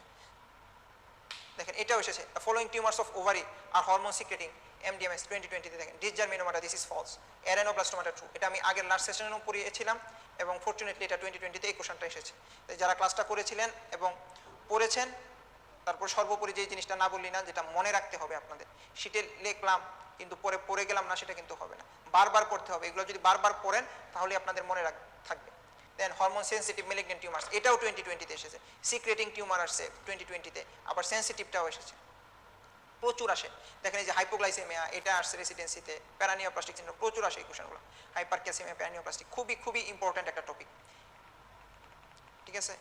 একের অধিক কোশ্চেন আপনাদের দেয় এখান থেকে, অনেক কোশ্চেন, মানে প্রচুর কোশ্চেন আসে আপনাদের। যে হরমোন দেখেন, হরমোন রিলেটেড সিক্রেটিং থেকে টিউমার সিক্রেটস হরমোন এসেছে, হরমোন ডিপেন্ডেন্ট টিউমার এসেছে, কিছুই না, জাস্ট নামগুলো পড়বেন, মুখস্থ করবেন, এই কোশ্চেনগুলো সলভ করবেন আপনারা, দেখবেন আপনাদের খুবই সহজ লেগেছে কোশ্চেনগুলো। Hormone secreting related, hormone producing tumour, sensitive tumour, same question আসে। Paraneoplastic syndrome of lung cancer, paraneoplastic syndrome of bronchial carcinoma, same. MDMS March 19 এসেছিল, সব সেম কোশ্চেন এসেছে, ঠিক আছে। কোশ্চেনগুলো খুব important. Paraneoplastic syndrome of neurological syndrome, তারপর skin manifestation, যেগুলো আমি আপনাদের বলেছি। One of the most important topic, grading staging, infinity star, হ্যাঁ, grading and staging of tumours is a infinity star topic. খুবই সহজ, কঠিন কিছুই না এটা। গ্রেডিং স্টেজিং, হ্যাঁ, গ্রেডিং কারা করে, স্টেজিং কারা করে? গ্রেডিং করে হিস্টোপ্যাথোলজিস্ট স্যার বা ম্যাডাম, হ্যাঁ। এটা হলো প্যাথোলজিস্টদের কাছে গ্রেডিং ইম্পর্টেন্ট, ক্লিনিশিয়ানদের কাছে স্টেজিং ইম্পর্টেন্ট। কেন? গ্রেডিংয়ে আমরা কি দেখি? গ্রেডিংয়ে আমরা দেখি degree of differentiation, degree of differentiation দেখি। ওই যে ডিফারেন্সিয়েশন ডিগ্রি আমরা বলেছিলাম না, আমরা কি দেখি? প্লিওমরফিজম দেখি, অ্যাটিপিক্যাল মাইটোটিক বিজেয়ার্স দেখি, নিউক্লিয়ার সাইটোপ্লাজমিক রেশিও দেখি, তারপরে নাম্বার অফ মাইটোসিস দেখি, লস অফ পোলারিটি দেখি। আর কি দেখি? গ্রেডিংয়ে ডিগ্রি অফ ডিফারেন্সিয়েশন আর নাম্বার অফ মাইটোসিস। এখন আমি যদি আপনাদের প্রশ্ন করি যে ভাইয়া পুরা বলেন তো, গ্রেডিংটা কি সাবজেক্টিভ অ্যাসেসমেন্ট না অবজেক্টিভ অ্যাসেসমেন্ট? এই যে ডিগ্রি অফ ডিফারেন্সিয়েশন এর নাম্বার অফ মাইটোসিস, ঠিক আমরা ম্যাক্রোস্কোপিক্যালি দেখি না মাইক্রোস্কোপিক্যালি? মাইক্রোস্কোপিক্যালি দেখি। তাহলে এটা সাবজেক্টিভ না অবজেক্টিভ অ্যাসেসমেন্ট? Objective assessment. আপনাদের পরীক্ষায় তো নেক্সট কোনো পরীক্ষা এটা নিয়ে আপনাদের স্টেমে আসতে পারে যে grading is a subjective assessment or objective assessment? Is a objective assessment, হ্যাঁ। আর স্টেজিংটা কি? স্টেজিং আমরা সবাই জানি, স্টেজিং একটা কমন স্টেজিং আছে, টি এন এম। টিতে কি হয়? টিউমারের সাইজ দেখি, এনে দেখি রিজিওনাল লিম্ফ নোডের ইনভলভমেন্ট, এম এ তো সবাই জানেন ব্লাড বর্ন মেটাস্টেসিসটা আমরা দেখি। তার মানে আমরা স্টেজিংয়ে কি দেখি? একটা টিউমারের সাইজ দেখি, কোনো লিম্ফ নোড ইনভলভমেন্ট হয়েছে কিনা দেখি, আরেকটা দেখি সেটা টিউমারটা মেটাস্টেসিস হয়েছে কিনা।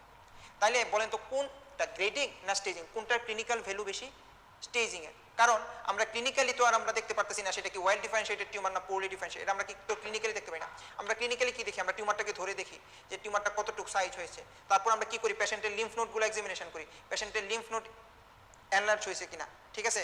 তারপর অন্যান্য অর্গান আমরা পালপেট করে দেখি অন্যান্য অর্গান কি এনলার্জ হয়েছে কিনা, মানে অন্যান্য অর্গানে মেটাস্টেসিস হয়েছে কিনা। তার মানে ক্লিনিক্যাল ভ্যালু কোনটার বেশি? স্টেজিং এর বেশি। কোনটা দিয়ে আমরা প্রগনোসিস করি?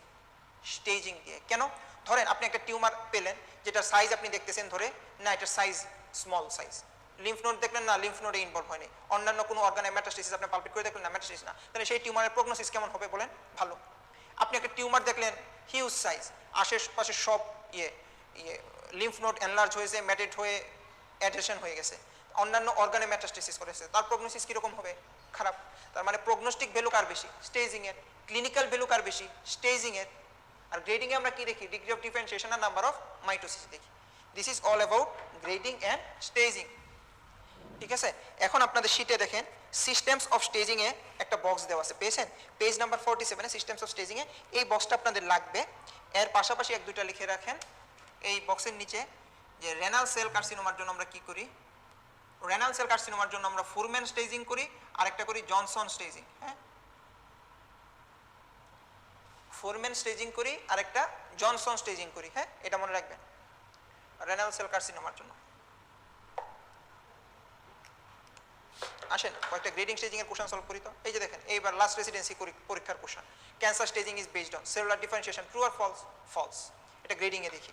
Lymph node involvement, true. Number of mitosis, false, এটা আমরা গ্রেডিং এ দেখি। Size of primary tumour, true. Metastasis, true. কি ইজি একটা কোশ্চেন দিয়েছে, হ্যাঁ।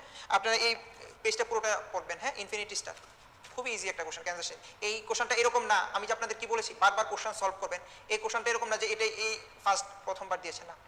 আমি আপনাদের দেখিয়ে দিচ্ছি দেখেন ক্যান্সার গ্রেডিং কি কি আসে, নাম্বার অফ মাইটোসিস এ আর ডি, ডিগ্রি অফ ডিফারেন্সিয়েশন, এই দুইটা ইস্যু। এই then staging of tumour, same question দেখেন কতবার দিয়েছে, গ্রেডিং কি কি নিয়ে গঠিত, স্টেজিং এ আমরা কি কি দেখি দেখছেন। এই then tumour staging involve, size of tumour, distant spread, regional lymph node involve, এই কোশ্চেনগুলো প্রায় বছরই দেয়, প্রতিবারই দেয়। এই যে দেখেন রেসিডেন্সি পরীক্ষা এসেছিল, গ্রেডিং ও staging are used in clinical oncology, Ann Arbor for lymphoma true, সেটা আছে পাবেন, Gleason's for prostate 2, Dukes for breast না, ডুক ফর কিসের জন্য, কোলনের জন্য, জনসন ফর টেস্টিকুলার না, জনসন দিয়ে আমরা কি করি, রেনাল সেল কার্সিনোমা। হ্যাঁ, এই then cancer staging is based on spread, mitosis, size, metastasis, cellular differentiation, মানে একই কোশ্চেন বারবার দেয়। তাই আপনাদের কাছে আমার রিকোয়েস্ট, প্রিভিয়াস ইয়ারের কোশ্চেন খুব ভালো করে সলভ করবেন, টপিক অনুযায়ী পড়বেন, গুছিয়ে পড়বেন, আপনাদের পরীক্ষা অবশ্যই ভালো হবে। দেখছেন সেম কোশ্চেনগুলো বারবার তারা দেয়। আসেন আজকের ক্লাসের one of the last topic, laboratory diagnosis of tumour, infinity star একটা টপিক। এই ল্যাবরেটরি ডায়াগনোসিসের মধ্যে অনেকগুলো টপিক আছে, ল্যাবরেটরি ডায়াগনোসিসের ভিতরে অনেকগুলো টপিকস আছে, আমি একটা একটা করে আপনাদের বলবো, কিন্তু আপনাদের রিকোয়েস্ট আপনারা সব কিছু পড়তে যাবেন না, আমি যেইগুলো বলতেছি শুধু এগুলো পড়বেন, এগুলো শেষ করে মনে রাখার পরে যদি আপনারা এক্সট্রা পড়তে চান, যারা পড়তে চান অবশ্যই পড়বেন, কিন্তু আমি যে টপিকগুলো বলবো সেগুলো বাদ দিয়েন না। Laboratory diagnosis of tumours. হ্যাঁ, আসেন ফার্স্ট টপিক, এক্সফোলিয়েটিভ সাইটোলজি। এগুলো তো আসলে বোঝানোর কিছু নেই, শুধু কিছু লেখা আপনাদের লিখিয়ে দিব। এক্সফোলিয়েটিভ সাইটোলজি, এক্সফোলিয়েটিভ সাইটোলজি থেকে দেখেন কোন কোন ক্যান্সারে এক্সফোলিয়েটিভ সাইটোলজি করে, যে exfoliative cytology has a diagnostic role in, পেয়েছেন সবাই, এই ডায়াগনস্টিক রোল ইন কোন কোন কার্সিনোমায় করে, এই কার্সিনোমাগুলো শুধু পড়বেন, এর সাথে একটা কার্সিনোমা যোগ করে নেন, একটা কার্সিনোমা যোগ করে নেন, ইসোফেজিয়াল কার্সিনোমা। যে কার্সিনোমা আছে এক্সফোলিয়েটিভ সাইটোলজি নিয়ে, সেই এক্সফোলিয়েটিভ সাইটোলজির সাথে একটা কার্সিনোমা যোগ করেন, ইসোফেজিয়াল কার্সিনোমা, ঠিক আছে। আর বাদ বাকিগুলো ঠিক আছে। এক্সফোলিয়েটিভ সাইটোলজি থেকে এই কোন কোন কার্সিনোমা করে এই নামটা পড়লেই শুধু চলবে, আর কিচ্ছু করার দরকার নেই, ঠিক আছে। এখন আসেন নেক্সট টপিক, এফএনএসি। এফএনএসি নিয়ে আসেন, কয়েকটা কথা বলি আপনাদের সাথে। এফএনএসি থেকে যে বক্সটা আপনাদের আছে, এফএনএসি ইজ ইউজ মোস্টলি, এই বক্সটা আপনারা পড়বেন। তারপরে পরের পেজে আসেন, পরের পেজে এফএনএসি থেকে যা আছে, এই শুরু থেকে শুরু করে বক্স, এফএনএসির অ্যাডভান্টেজ, ডিসঅ্যাডভান্টেজ সব আপনারা পড়বেন, ঠিক আছে। ডিসঅ্যাডভান্টেজ 5টা আছে, 6 নম্বরে লিখেন, এগুলো জাস্ট মুখস্থের পর কিছু, অ্যাডভান্টেজ, ডিসঅ্যাডভান্টেজ বক্স সবগুলো আপনারা পড়বেন। এফএনএসি আমি কিন্তু আগেই বলে দিয়েছি যে ল্যাবরেটরি ডায়াগনোসিস এটা একটা ইনফিনিটি স্টার টপিক আপনাদের জন্য। এখন আপনারা 6 নম্বরে লিখেন disadvantage, less reliable in cystic swelling, স্বাভাবিক, কারণ একটা সিস্টিক সোয়েলিং আছে, আপনি যদি তাকে এফএনএসি করে ফুটো করে দেন তাহলে সেটা কি হবে, পুরোটা বাস্ট হয়ে যাবে, তাই less reliable in cystic swelling. আপনি একটা টিস্যু সম্বন্ধে প্রপার ডায়াগনোসিস চান, আপনি অনেক ইনফরমেশন চান, আপনি কখনো এফএনএসি করবেন, আপনি কি করবেন, অলওয়েজ বায়োপসি করবেন, ঠিক আছে। তার মানে কি হলো, আরেকটা disadvantage, less informative than biopsy, less informative than biopsy. তাহলে আমরা কি বললাম, FNAC disadvantage, less informative than biopsy, less reliable in cystic swelling, আরেকটা লিখেন staging can not be done, FNAC করে স্টেজিং করা যায় না, staging can not be done, লিখছেন সবাই। এখন লিখেন সবাই যে এফএনএসি 3টা অর্গানে করা যায় না, 3টা অর্গানে এফএনএসি করা যায় না। Number 1 testis, number 2 cervix, number 3 adrenal gland.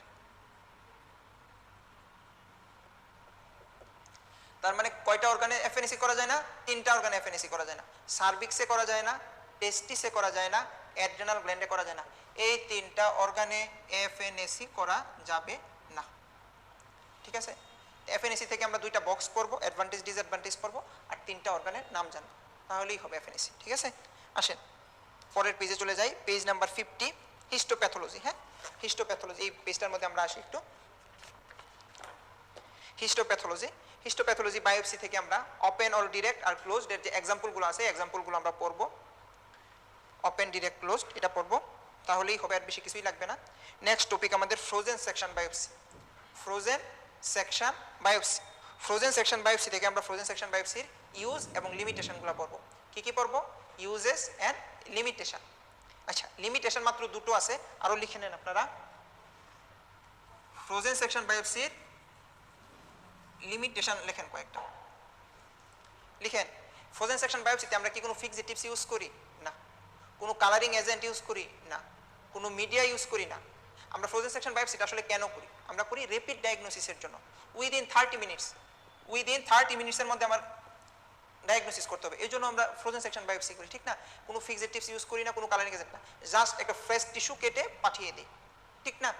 তাই যেহেতু ফিক্সেটিভস ইউজ করি না, এর ফলে কি হয়, ফ্রেশ টিস্যু পাঠানোর ফলে ফ্রোজেন সেকশন বায়োপসিতে আপনার রিস্ক অফ ইনফেকশন বেশি থাকে। there is a more chance of risk of infection, there is a disadvantage। লেখেন 3 নম্বরে রিস্ক অফ ইনফেকশন মোর। তারপরে লেখেন লেবার ইন্টেন্সিভ, লেবার ইন্টেন্সিভ, এটা একটা disadvantage, risk of infection more disadvantage. আরেকটা লেখেন স্মল স্যাম্পল রিকোয়ার্ড,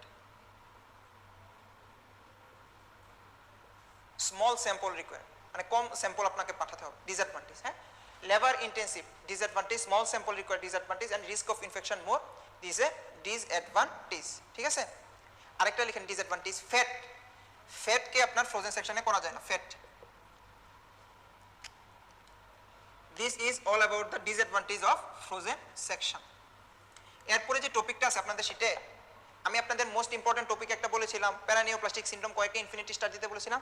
নেক্সট টপিকটা আপনাদের বোঝাতেও পারবো না, এটা এত ইম্পর্টেন্ট, আপনারা পারলে এটা লাল কালি দিয়ে চারদিক দিয়ে ইনফিনিটি স্টার দিতে থাকেন। টিউমার মার্কার এত ইম্পর্টেন্ট, এত ইম্পর্টেন্ট, এত ইম্পর্টেন্ট। আমি কিছু লিখিয়ে দিব আপনাদের, সেটা লিখবেন, আপনাদের জন্য কাজে দিবে।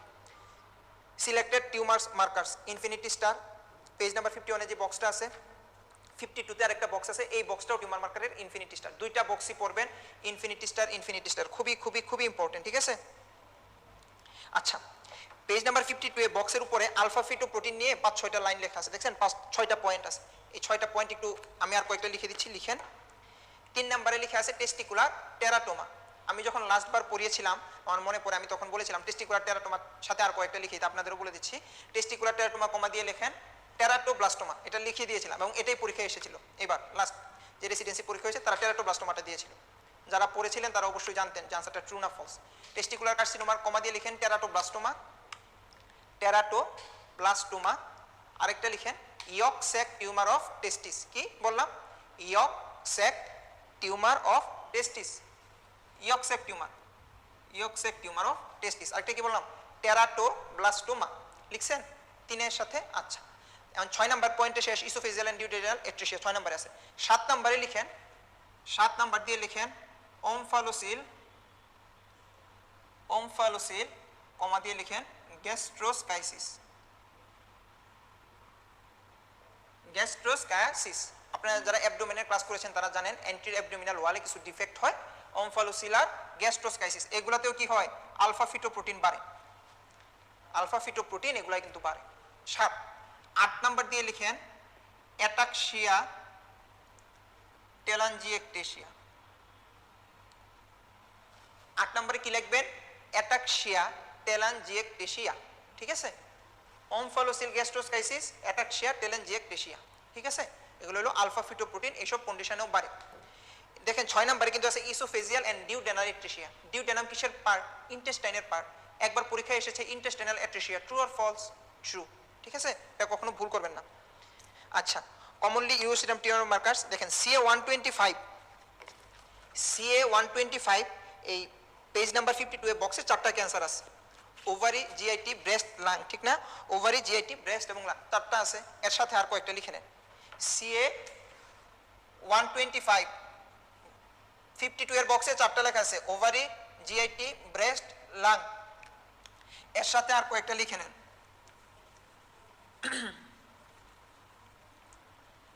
আর কয়েকটা লিখে নেন। আজকে আপনাদের অনেক কিছু লেখালাম, কষ্ট হচ্ছে জানি, আরও লিখেন fallopian tube cancer, fallopian tube cancer. তারপর লিখেন endometrial cancer, endometrial cancer, endometrial cancer, fallopian tube cancer. তারপরে লিখেন এন্ডোমেট্রিওসিস, এন্ডোমেট্রিওসিস। ঠিক আছে, কি কি বললাম? Fallopian tube cancer, endometrial cancer and endometriosis. ঠিক আছে, তারপর লিখেন pelvic inflammatory disease, pelvic inflammatory disease. হ্যাঁ, তারপর লিখেন cirrhosis of liver, CLD chronic liver disease যেটাকে বলি আমরা, সিরোসিস অফ লিভার। তারপরে লিখেন peritonitis, peritonitis, endometriosis, pelvic inflammatory disease, cirrhosis of liver, peritonitis. তারপর লিখেন ফাইব্রয়েডস, ইউটেরাইন ফাইব্রয়েডস। তারপরে লিখেন ডায়াবেটিস মেলাইটাস, ডায়াবেটিক পেশেন্টেও CA-125 অনেক সময় বাড়ে। লিখছেন এগুলোই, fibroid, peritonitis, cirrhosis of liver, pelvic inflammatory disease, diabetes mellitus, endometriosis and fibroids. দুইটা ফিজিওলজিক্যাল কন্ডিশন আছে, যেই দুইটা ফিজিওলজিক্যাল কন্ডিশনে 1% কেসে 1% কেসে আপনার CA-125 বাড়তে পারে। আপনারা সবাই জানেন দুইটা physiological condition, pregnancy and menstruation. এই কন্ডিশনগুলো ছাড়া, এগুলো তো সব প্যাথোলজিক্যাল কন্ডিশন, দুইটা ফিজিওলজিক্যাল কন্ডিশনে 1% কেসে CA-125 বাড়তে পারে, প্রেগনেন্সি এবং মেনস্ট্রুয়েশন। ঠিক আছে, this all about your tumour marker. এখন আপনারা দেখেন কতগুলো কোশ্চেন এসেছে। দেখেন FNAC থেকে কোশ্চেন আসছে, carries little risk of mortality and morbidity, yes, this advantage. হ্যাঁ, expensive diagnostic procedure, no, FNAC expensive না।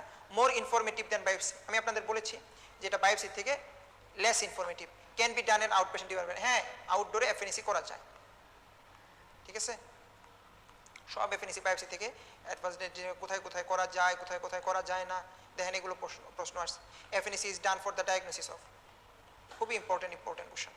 এক্সফোলিয়েটিভ সাইটোলজি থেকে কোশ্চেন এসেছে, কি কি ক্যান দেখেন এক্সফোলিয়েটিভ সাইটোলজি সব কোশ্চেনই দেখেন কি এক্সফোলিয়েটিভ সাইটোলজি ডায়াগনস্টিক রোল, কি কি ক্যান্সারে করা যায়। ঠিক আছে, আবার একটা কোশ্চেন এসেছে রেসিডেন্সিতে এক্সফোলিয়েটিভ ডায়াগনস্টিক কি কি ক্যান্সারে করা যায়। আরেকটা কোশ্চেন এসেছে এক্সফোলিয়েটিভ সাইটোলজি রেসিডেন্সিতে কি কি ক্যান্সার, তার মানে এক্সফোলিয়েটিভ সাইটোলজি থেকে দেখেন আরেকটা FCPS এসেছে, সেটাও কি কি ক্যান্সারে করা যায়। তার মানে এক্সফোলিয়েটিভ সাইটোলজি থেকে আপনার যেটা বললাম শুধুমাত্র ক্যান্সারের নামগুলো করবেন, এছাড়া কিছু করার দরকার নেই। ফ্রোজেন সেকশন বায়োপসি দেখেন, can predict malignancy during operation, yes. Preserve tissue substance like fat, না, আমি আপনাদের বললাম ফ্যাটটা করা যায় না। অনেক কোশ্চেন এসেছে frozen section FNAC। Tumour markers আর কনফার্মেটরি ফর ম্যালিগন্যান্ট টিউমার, না, এটা আমরা টিউমার মার্কার্স দিয়ে আপনি কখনো কনফার্ম হতে পারবেন না। ঠিক আছে, টিউমার মার্কার্স আপনার একটা সাপ্লিমেন্টারি, হ্যাঁ, maybe raised in inflammatory condition, yes. যেমন ধরেন CA-125 it is a tumour marker, increased in peritonitis, this is inflammatory condition. ঠিক আছে, টিউমার মার্কার্স, এই যে 2020 এই কোশ্চেনগুলো সব দেখেন কয়টা কোশ্চেন আছে টিউমার মার্কার থেকে, এবার আমি আপনাদের দেখাচ্ছি। Used S prognostic marker, yes is a prognosis marker. দেখেন cause of raised alpha fetoprotein ইনক্লুজ, এই দেখেন যেটা আমি আপনাদের বললাম, এইবার রেসিডেন্সিতে এই কোশ্চেনটা এসেছে, গুনাডাল টেরাটোপ্লাস্টোমা, কিন্তু সেটা নিয়ে আমি কিন্তু লিখিয়ে দিয়েছিলাম আপনাদের আগের বার। ঠিক আছে, এটাও এসেছে আলফা ফিটোপ্রোটিন, দুইটা কোশ্চেন। দেখেন আলফা ফিটোপ্রোটিন নিয়ে একটা কোশ্চেন এসেছে, এবার 2020-তে আরেকটা দিয়েছে সিরাম আলফা প্রোটিন থেকে, এক আলফা প্রোটিন থেকেই কয়েকটা কোশ্চেন করেছে। কি কি ইয়েতে পারে, ইন্টেস্টিনাল অ্যাট্রিশিয়া, দেখেছেন। কার্সিনো এমব্রায়োনিক অ্যান্টিজেন কি কি লেভেলে পারে, কি কি এলিভেশন, কি কি ক্যান্সারে এসেছে। রেজড আলফা ফিটোপ্রোটিন, এটা আবার এসেছে, ও না সেম কোশ্চেনটা রিপিট হয়েছে, চারটা কোশ্চেন আসছে শুধুমাত্র আপনাদের টিউমার মার্কার থেকে, চারটা কোশ্চেন এসেছে। একটা টিউমার মার্কার থেকে অ্যাজ ইউজুয়াল জেনারেল একটা কোশ্চেন করেছে, আলফা ফিটোপ্রোটিন থেকে দুটো কোশ্চেন দিয়েছে এবং কার্সিনো এমব্রায়োনিক অ্যান্টিজেন থেকে একটা কোশ্চেন দিয়েছে। চারটা কোশ্চেন এসেছে শুধুমাত্র টিউমার মার্কার থেকে। আপনাদের প্যাথোলজি বা এমনি বিভিন্ন আছে অন্যান্য সাবজেক্টের এমন অনেক টপিক আছে যেটা থেকে পুরো চারটা থেকে একটা দুইটা থেকে কোশ্চেন আসে না, কিন্তু এখানে এই নিওপ্লাসিয়ার মধ্যে এরকম কিছু টপিক আছে, সেই টপিক থেকে আপনার তিনটা চারটা কোশ্চেন আসে। তাই এই জন্যই আমি আপনাদের বললাম, আপনাদের বারবার বলার কারণ কি, বারবার বলার কারণ এই জন্যই যেন আপনারা পরীক্ষার আগে আপনারা জানতে পারেন, আপনারা বুঝতে পারেন যে কোন টপিকটা আমার পরীক্ষার আগে রাত্রে বেশি ভালো করে পড়ে যেতে হবে এবং আমার বেশি মনে রাখতে হবে, কারণ এই টপিক থেকে আমার বারবার কোশ্চেন আসবে। আপনারা সবসময় মনে রাখবেন যে পোস্ট গ্রাজুয়েশনের যে কোনো এক্সামে আনকমন কোশ্চেন পারার সাথে চান্স পাওয়ার কোনো সম্পর্ক নেই। আপনি কয়টা কঠিন কোশ্চেন পারলেন সেটার সাথে আপনার চান্সে কোনো ডিফার করবে না, সেটার সাথে আপনি আনকমন কোশ্চেন কয়টা পারলেন সেটা নির্ভর করবে। সেটা দিয়ে কী হবে, আপনি যখন রেসিডেন্সি পরীক্ষায় চয়েস দেন বিভিন্ন ইনস্টিটিউশন, সে আপনি যে ফার্স্ট ইনস্টিটিউশনে চয়েস দিচ্ছেন না সেকেন্ড না থার্ড, সেটাই চান্স পাবেন কিনা সেটা নির্ভর করে আনকমন কোশ্চেন পারা না পারার সাথে। কিন্তু আনকমন কোশ্চেন না পারলে আপনি কখনো চান্স পাবেন না, এটা দিয়ে কখনো কোনো পোস্ট গ্রাজুয়েশন হয় না। পোস্ট গ্রাজুয়েশন পরীক্ষা নির্ভর করে কমন কোশ্চেনের উপরে। আপনি এই যেগুলো কমন কোশ্চেন যদি আপনি পারেন আপনি অবশ্যই চান্স পাবেন, ঠিক আছে। আর সাথে যদি আনকমন কোশ্চেনগুলো আপনার হয়ে যায় তাহলে আপনার পজিশন উপরের দিকে থাকবে। আর যদি কমন কোশ্চেন না পারেন তাহলে আপনার চান্সই হবে না। আনকমন কোশ্চেন আপনি যতগুলোই পারেন, কারণ কমন কোশ্চেন দিয়ে আপনার চান্স নির্ভর করবে। এখন আসেন fixation of tissue. As usual this N infinity star topic, খুবই ইম্পর্টেন্ট ফিক্সেশন। তবে ল্যাবরেটরি ডায়াগনোসিস যেগুলো বললাম, ওই যে এফএনএসি, বায়োপসি, টিউমার মার্কারের মতো ফিক্সেশনটা এতটা ইম্পর্টেন্ট না, ঠিক আছে। আমরা আজকে ক্লাসের খুব একদম শেষের পর্যায়ে চলে এসেছি। ফিক্সেশনের কিছু পেজ নাম্বার 53-তে দেখেন এইম আছে, মানে ফিক্সেশনের কিছু উদ্দেশ্য আছে, সেই উদ্দেশ্যগুলো আমরা পড়বো। আচ্ছা দেখেন এই যে ইলেভেটেড স্লাইডে একটু আসে, আমরা elevated maternal serum alpha fetoprotein এগুলো প্রায়ই আসে দেখেন ডিপ্লোমায়। মানে আলফা ফিটোপ্রোটিন থেকে দেখেন এই যে এমএসএ 18তে মানে কোশ্চেন আসবেই, একটা মানে আউট করা বলে দেওয়া যায় যে আলফা ফিটোপ্রোটিন থেকে টিউমার মার্কার থেকে কোশ্চেন তারা দিবেই। আচ্ছা এই কোশ্চেনটা একটু দেখেন, ফিক্সেটিভস আর ইউজ টু, দেখছেন, to keep the tissue viable. না, কখনো ভায়াবিলিটি তারা মেনটেন করে না, দিস ফলস। কেন? কারণ ভায়াবিলিটিটা টিস্যুর ভায়াবিলিটিটা আপনার নির্ভর করে ব্লাড সাপ্লাইয়ের উপরে, ঠিক আছে। ব্লাড সাপ্লাই নির্ভর করে। আপনি যখন একটা মনে করেন ব্রেস্ট থেকে কোনো একটা টিস্যু কেটে পাঠাচ্ছেন, যখনই আপনি ব্রেস্টটা কেটে ওই টিস্যুটা পাঠান তখনই কিন্তু তার ব্লাড সাপ্লাইয়ের সাথে তার ডিসকানেকশন হয়ে যায়, তখনই টিস্যুটার ভায়াবিলিটি নষ্ট হয়ে যায়। তাহলে আমরা ফিক্সেটিভসটা ইউজটা করি কেন? কারণ যেন কোনো মাইক্রো অর্গানিজম গ্রো করতে না পারে, সেই টিস্যুটা যেন তার মাইক্রো অ্যানাটমিটা ধরে রাখতে পারে, তার স্ট্রাকচারটা যেন ধরে রাখে, সেই টিস্যুটার মধ্যে যেন হেমাটোক্সিন নিওসিন স্টেইন নিলে যেন সেটা স্টেইন নেয়, যেন প্যাথোলজিস্টরা দেখতে পারে। এই কারণে আমরা ফিক্সেটিভসটা ইউজ করি, কখনোই ভায়াবিলিটি মেনটেন করার জন্য না। এটা নিয়ে আপনারা কখনো কনফিউজ হবেন না, কখনো ভুল আনসার দিয়েন না, ঠিক আছে। আসেন পেজ নাম্বার 54, ক্লাসিফিকেশন অফ ফিক্সেটিভস। এই ক্লাসিফিকেশনটা পড়বেন, ক্লাসিফিকেশন অফ ফিক্সেটিভসটা পড়বেন, আদার ফিক্সেটিভসের যে ইউজ আছে সেই ইউজগুলো পড়বেন, ঠিক আছে। পেজ নাম্বার 56, হয়তো বা বলে হচ্ছে যে ভাইয়া শুধু দাগিয়ে দিচ্ছে, এগুলো শুধু দাগানোরই পড়া, ঠিক আছে, এগুলো তো এই বোঝানোর কিছু নেই। যেমন এই যে স্পেশাল স্টেইন, পাঁচ স্টেইন, কঙ্গোরেট, প্রুশিয়ান ব্লু, এটা কোথায় কোনটা ইউজ করা হয় এগুলোই পরীক্ষায় আসবে, এর বাইরে কিছুই আসবে না। এগুলো পড়বেন পেজ নাম্বার 56-এ ইউজগুলো। পেজ নাম্বার 57, পেজ নাম্বার 56-এ ইউজগুলো পড়বেন। পেজ নাম্বার 57-এ উপরে যে শুধু ফিক্সেটিভস লেখা আছে, ফিক্সেটিভসের যে ফার্স্ট প্যারাটা এটা শুধু পড়বেন, যে লিম্ফ নোডের জন্য কোন সলিউশন, ক্রোমাফিনোমার জন্য কোন সলিউশন, কিডনি বোন মেরোর জন্য কোন সলিউশন, জাস্ট নামগুলো মুখস্থ করবেন, ঠিক আছে। আসেন পেজ নাম্বার 58, সব মুখস্থের পড়া এগুলা। রেনাল বায়োপসি আর টেস্টিকুলার বায়োপসি, কোন বায়োপসির জন্য কি কি ফিক্সেটিভস ইউজ করা হয় এগুলো মুখস্থ করবেন, ঠিক আছে। Page number 58। তারপর ইমিউনোহিস্টোকেমিস্ট্রি, ইমিউনোহিস্টোকেমিস্ট্রির ইউজগুলো পড়বেন। ফিক্সেটিভস থেকে এগুলো পড়লেই হবে, এর বাইরে আপনাদের কিছু লাগবে না।